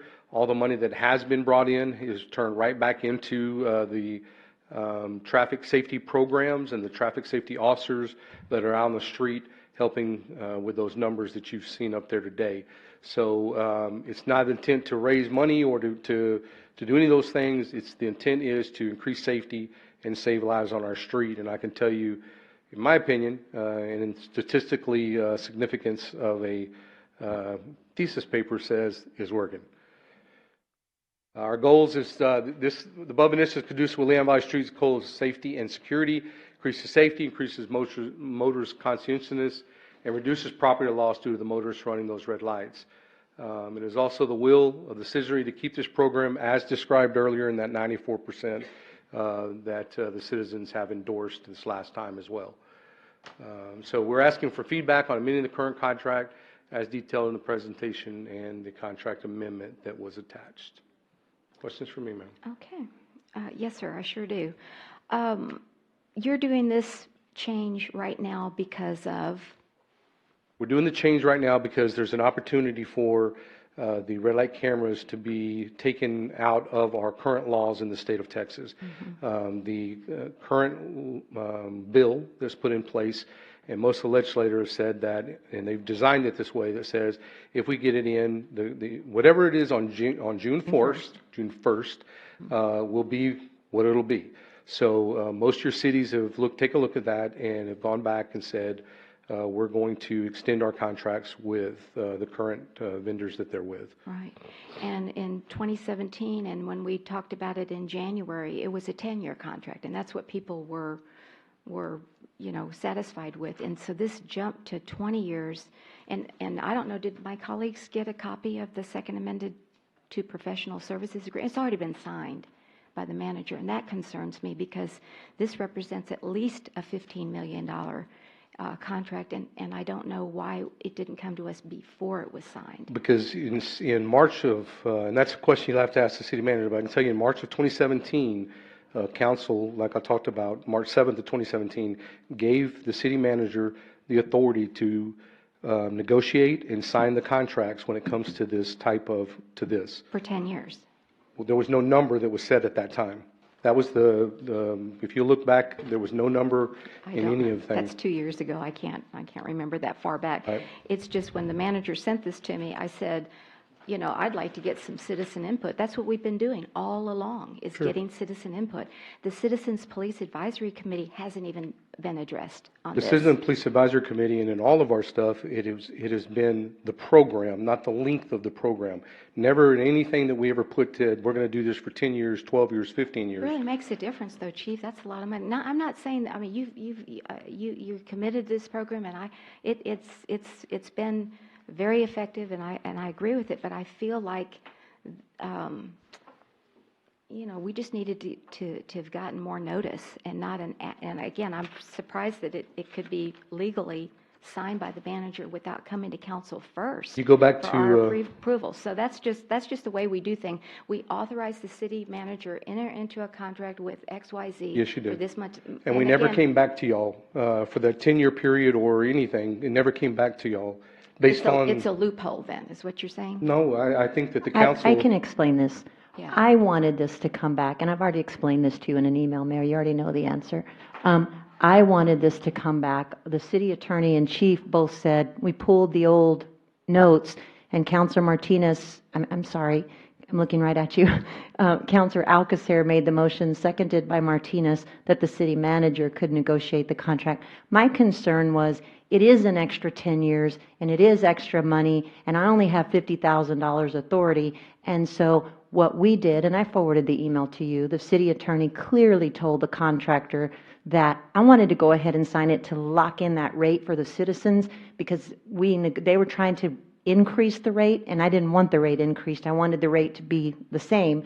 And so the city attorney clearly told the vendor that it required council approval in 2 readings and an ordinance. It's not in there. I sent you the email. No, but I'm just saying on the contract, the second amended contract, where is that? No, in the email to the vendor that has the contract, though, it says that we have to bring it to the council with 2 readings. It didn't say it in the second amendment to professional services agreement. There was no place that said that the council has to approve it. We're not sure the council does have to approve it since I got the authority, but to me, it's transparent and it's right to bring it out so that everybody knows about it and hears about it. And as you and Councilor Alcacer and I discussed 2 weeks ago, the importance of the speed of getting this done because of what's happening in Austin right now. We need to be reactive, or we need to be proactive, because after June 1st, we may not be able to be reactive. We may be stuck with that 10 years. And the good thing about this is if we don't like it, there's a way out of it. We're not stuck. It's just that we have 20 years now. We have a longer length because of what's happening up in Austin. And it's really hard to vet something. That's why it's been vetted repeatedly, but it's hard to vet this when we thought maybe that it would go away during some of these hearings. As you know, we've been traveling up there, Mr. Deeker included, trying to fight this, but there's still some active bills out there. And so if you all don't think it's in the best interest of Leon Valley and the citizens to extend the contract, then that's certainly your right, and we've told the vendor that. That's your decision. But I did want to get that price locked in, and you did give me the authority to negotiate the contract. And I can also tell you, ma'am, in none of these meetings, including here, did we ever talk about lengths of contracts or dollar amounts. None of that in any of these meetings, including at the last town hall meeting with a 94% approval from our citizens. And you made a comment that, I'm committed to it, but I would hope that the council are as committed to it as I am, as most of our citizens are plainly behind it by that 94% approval. It's what the people want. Mayor and Council, as far as the contract being fully executed at this point, the other party to the contract understands that this contract is not, it's not active. It's not a contract that's been approved until you approve it. They understand that we need 2 readings. If that doesn't work, we have the option of terminating that contract at any time for any reason, for any cause. So signing of the contract is not an issue at this point. We understand, every party to the contract understands that the contract needs city council approval. Okay. It just didn't say it in the second amendment to professional services agreement. I wasn't privy to that email, and it didn't say it in the first one either. It doesn't say in any of our contracts. I haven't seen the other one that was 2 years ago. I just think we need to. We're the stewards of the public money. And the buck stops with us, not with you, Ms. City Manager. And so $15 million is a lot of money. And I'm not saying, but I'd just like to have heard from our citizens. The police advisory, what do they think about? Because this is a significant increase. None of us are going to be around at all. We've tied for 20 more years. Actually, we haven't tied them up. There's a way out. That's what we're trying to tell you. There's a way out every year. Exactly. Every year there's a way out. So we're not tying them up at all. We're tying in a price. Yeah, I thought the goal was to, and I believe it was Councilor Edwards said, if they're that effective, like you're saying, then they're going to be no longer needed, when we can't get revenue and afford to pay for them, right? And then we'll pull them out. Yeah. Exactly. The termination clause, Mayor, is in the first contract, and the termination clause allows us to Well, it's on, we have it with the city secretary's office in our records, but the termination clause allows for the city to step out of the contract. The word I was looking for before was enforce. The contract is not enforceable without council approval. Okay. And they are a party to the contract. They understand that. We have a meeting of the minds on that. And they understand, like I said, they're not going to try to enforce something that council has not approved, if that's your worry. Also, if they do try to enforce it, we can terminate this contract at any time. Well, I know a lot of people support it, but there are people out there that don't support it in our city too, because I've heard from them. And again, they can't get to the town hall meeting, but they've all got concerns. So it's not 100% of the city supporting this, but you have this no longer supportable technology in there as a way of getting out. I strongly recommend that we define that. What got to have a definition of what does If that the mean. systems don't work anymore, it's not supportable. If they don't work, then we're either going to replace them or they're going to say this is all going to go away because the systems don't work anymore. Okay. Mayor, we can add that. I'm sure that the other party will agree to. I've just found that if you don't define things, then it's open to interpretation, and Well, then we get a believe that's lawsuit. I believe that's a term that kind of of thing, so I art don't know. for the system itself. I think that's a term that they use of the red light camera system itself. That was their terminology, not ours. And so we understood what it meant. I mean, it's kind of self-explanatory, but if you need a definition, we can certainly add that into the contract at this point. Okay, and do we have any other contracts out like this that we didn't do a term that, we can increase at any time? I'd like to know that. Because I like I said, I was surprised, and you knew I was very surprised when I said, whoa, it's already been signed. I think I just be careful not to misstate it, that we can increase at any time. I can't increase it at any time. That's why we're here. You have to decide whether or not you want to increase it. But you've got to realize that when I read this, which is not in, it just read the contract, it was signed, and it didn't say it had to have council approval on this document. But the email I sent you and the correspondence was very clear with the vendor. All you said was that Denise said we had to have 2 readings. That's all. I'll go grab the email. I didn't have any other supporting emails below that. Yeah, it's very clear to the vendor that it requires 2 readings. It was just that Denise said that we had to bring it back, so that's all. And she did. She told the vendor that, and they said they understood.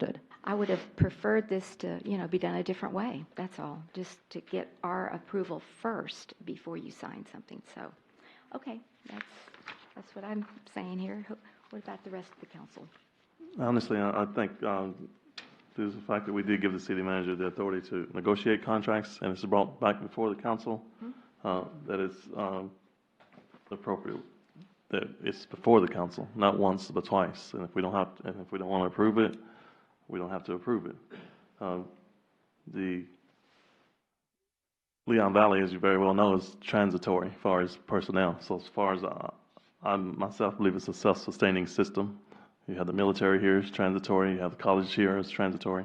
So as far as people, changing behavior and learning not to run red light cameras, unfortunately, that's probably not going to change. But the statistics on the program itself, to me, is very impressive and shows that it works and makes our community a lot safer. But my point is the fact that it's before the city council right now, not once but twice, and we can say no, to me, is sufficient. All right, thank you. Councilor Martinez. I tend to agree with the mayor on this subject. I think this shows how upside down our city is, with the city manager signing a multi-million-dollar contract without coming to city council prior. And I just wish it would have been done the opposite way, that this would have been brought to us tonight so we can discuss it. We can have it at the next council meeting and approve it, and then allow her to sign it. Okay. Ms. Alcacer. I personally think that's nitpicking with technicalities, but that is, you're entitled to your opinion. I also, we did discuss it, Mayor, and you were in agreement with it, that it needed, because of the time constraint, that it was necessary. Again, a signature, they've repeatedly said it can be undone as quickly as it was done. But more importantly, I recall at the town hall meeting when this was being discussed that it was actually referenced by the chief that this would probably be happening because they knew at that time that the red light cameras were being trying to be gotten rid of by the governor, and he referenced the fact that we were considering extending, and there was no disagreement. And yes, you have 6% in the representation, but the only ones who seem to disagree with it are the people who get the tickets or the ones that are uninformed about how the system works. And you find out how the system works, you have to weigh the value. What's the value? The value is all a benefit to us, and it has been to our city. And for yelling and screaming about something, a procedural rule, I mean, it happens every day, and I think that we're doing the right thing. This is the week we hear about it. The next meeting, we deliberate and make a determination. I think we're following our own rules. Okay, just to follow up, I don't think there's been any yelling or screaming. I think everybody's been very civil, so thank you for that. Second of all, when you mentioned it in our weekly meeting, I thought it was going to be presented as this is what we're proposing. What does the council think? First and second read, and then sign it. So that's the way it was. The way it's presented was just, again, this is not how we usually do things. We usually ask this. We usually give her. And again, you're telling me 2017. I can't remember what we did back then. And apparently there is something there that gave the city manager authority to sign us on for another 10 years. So it's just the way it is, I guess. So, Councilor Rodriguez. I think with all the presentations the chief has done, he has been able to prove the validity, the necessity for having red light cameras. Granted, not all of us appreciate them, not all of us like them, but the fact that the numbers have been reduced in fatalities and the various types of wrecks proves that the program is beneficial. And I, tend to take, aside into what Ms. Kinsler is saying, because what she's saying is there is a loophole to get out of the contract if it needs to be, but yet she's trying to lock in a price so we don't get, a price increase at some point. And like Chief is saying, if the program proves not to be beneficial, then we just do away with it. Okay. They pick up their property and go. Okay, I hear what you're saying, and this contract was signed on April the 1st by the manager, and we had a city council meeting on April the 2nd that, if you had even mentioned it, I guess we could have, at least talked about it then. We talked about it at our meeting with Councilor Alcocer. I meant on the dais. Oh, right. April 1st So you're is saying. a Monday, April 2nd, if you say, oh, by the way, council, I just signed a contract for $15 million, and so then, I just would have not been so surprised when I got this last Thursday or Friday night, so thank you. Mayor, probably because it wasn't on the agenda, so she could not bring it up at that time. No, she can bring it up in her city manager's report. You betcha. She does it all the time. Things that are pending and stuff like that. Yeah, that's all I meant. Not to discuss it, just that it's happening. So, and yes, I said, yeah, but again, it was just the way it was presented. So anyway, this is a first reading, no vote. Yes, we do hear from the citizens at this point. And thank you, Chief. I appreciate it. Yeah, I mean, you've got your numbers and your statistics down, and that's wonderful. Okay, thank you. Ms. Joseph, go ahead. Lynn Joseph, Trotter Lane. I just have a question. This thing's really loud. A question on the contract.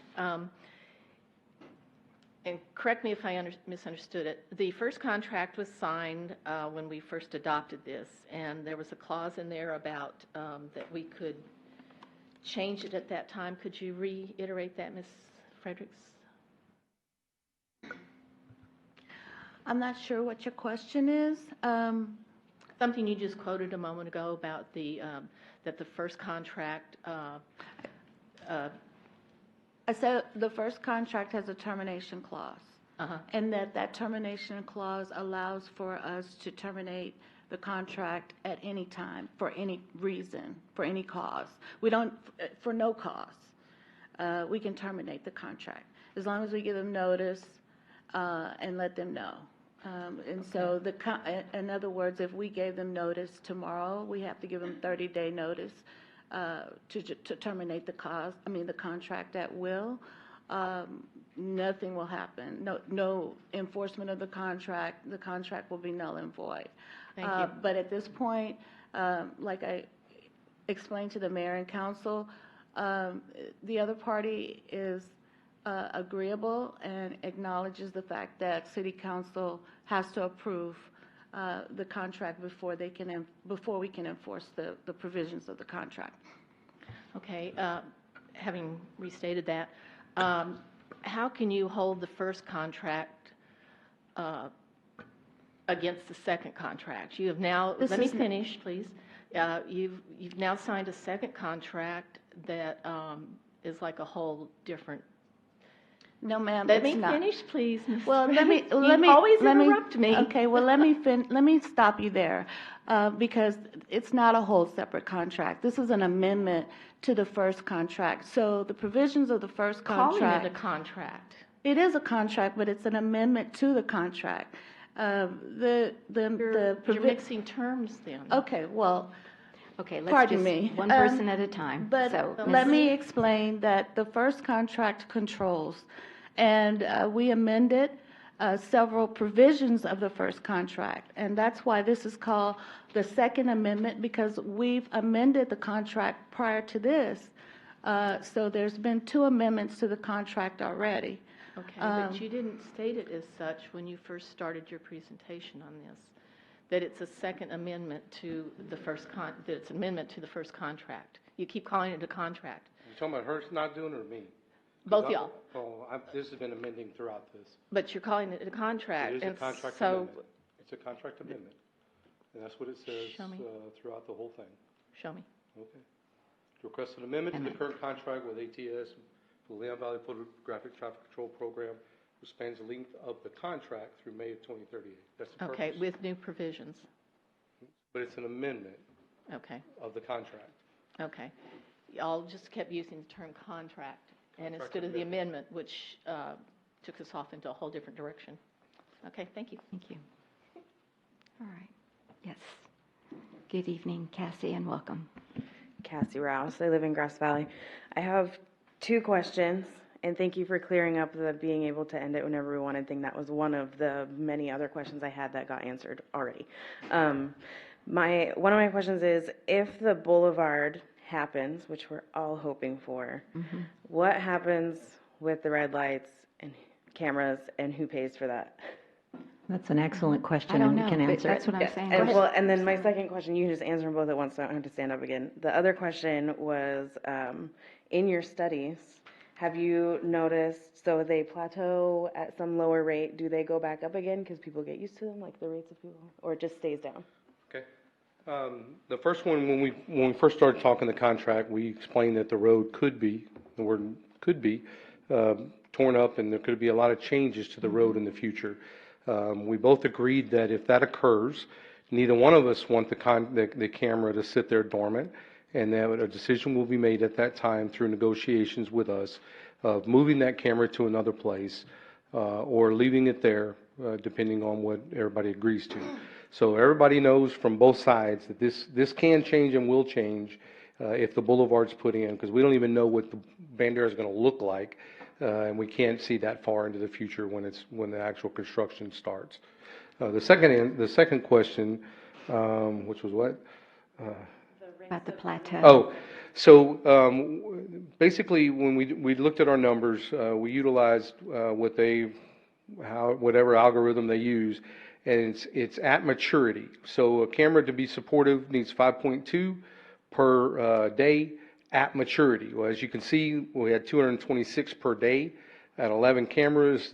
These cameras are doing about 26 point something per day on average.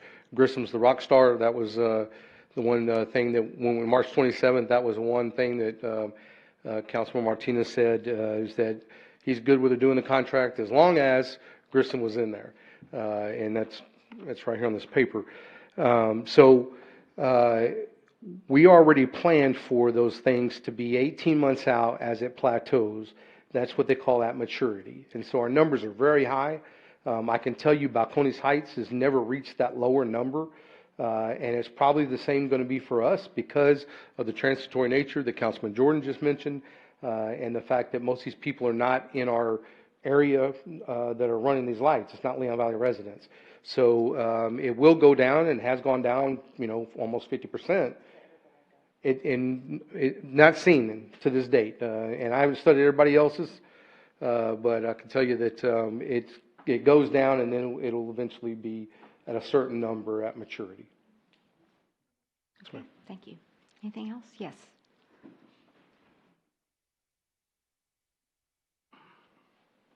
Mr. Riley? Darby Riley, 6939 Forest Way.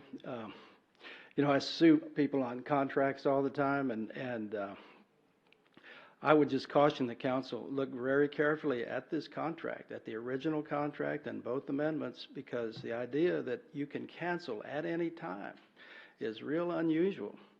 And you need to be sure that's true, because you might need it if we amend or change Bandera Road. And especially if 10 years from now, the whole automobile system is different, which is possible. So I think just checking the actual original contract and any other amendments to make sure there's a clause in there that says at any time the city of Leon Valley can get out. Thank you. I think one of the clauses, and I'm sure you know about this, Mr. Riley, is and tell me the name of it, where you can't, at the end of the year, you can't. It's a non-appropriation clause. Non-appropriation clause is in there. So if none of the other stuff were there, we have a non-appropriation clause that if we don't put money towards it, then it goes away. And that is definitely out of contract. If the council doesn't budget it. If the council doesn't, when I say we, I mean the city of Leon Valley, doesn't appropriate funds towards it, then non-appropriation clause, as per the state of Texas, the contract will go away. Not only that, Mayor and Council, I reviewed this contract backwards and forwards. I had so many revisions to it, so I know it almost like the back of my hand, and I do know that there is a termination clause and it's not uncommon for governments to have termination clauses with termination at will for either party or termination for no cause. You have a termination for cause and a termination at will. That's not unusual for government contracts. I've never been part of a contract without a non-appropriation clause. I'm scared to not have that clause in there. I think our dispatch contract is like that, isn't it? It used to be. Your dispatch contract used to be like that. That's correct, a non-appropriation clause. That's exactly right. It's in the current one. With Helotes. It's current one we have with Bandera. That's what I remembered when you just said that. So. But they didn't charge us again this year, so we're in good shape with them. Okay. Yes, Mr. Bradshaw. Good evening and welcome. Good evening. Will Bradshaw, Monte Robles neighborhood. Thank you, Chief, for that presentation, putting that all together. I had a couple of questions, and Cassie already stole one of them, which is about Bandera Road being under renovation. Right. And that was on my list too, and I forgot it. So that was one of them. But the other thing is, I guess, is there any maintenance fees or anything? I know there's tier 1, tier 2 payments. Sir. There's no other. No. So if all the cameras went, and I know when you said working, they could work, that if somebody runs a red light, then they'll take a picture, so you could term that as working. But if we get in the car and say driving to work and just kick back and read a book because our cars are driving us to work and they don't run red lights anymore, then they're obsolete. And I think that will happen in less than 20 years. So that's my understanding. Thanks. Technology is really something, isn't it? Okay. And to answer the question, we don't pay a rental fee. I mean, we don't pay maintenance fees. We do pay a rental fee, which includes that. And that's really what I think that clause meant was if technology becomes obsolete, meaning nobody else runs red lights, then that company's going to go fold, and we're not going to have these cameras in here anyway. But that will happen a lot quicker before that technology comes into place 20 years from now. I mean, if these things get pulled because of the technology, it's going to be because of the current technology that's out there that it stops vehicles automatically at red lights and blah, blah, blah. That's already going in some places. Not here in Texas. They're not allowed in Texas yet. But that could cause all the contracts to become, OBE, like we call the military. It's basically, it's not anything that you need to worry about because you're not going to have anybody running the lights. Okay. All right. Very good. All right. Anyone else? All right, then. Thank you. That's our first read. The second read will be on May the 7th. Agenda item number 9, citizens to be heard. Is there anyone else in the chambers that would like to address the council at this time? Please come forward.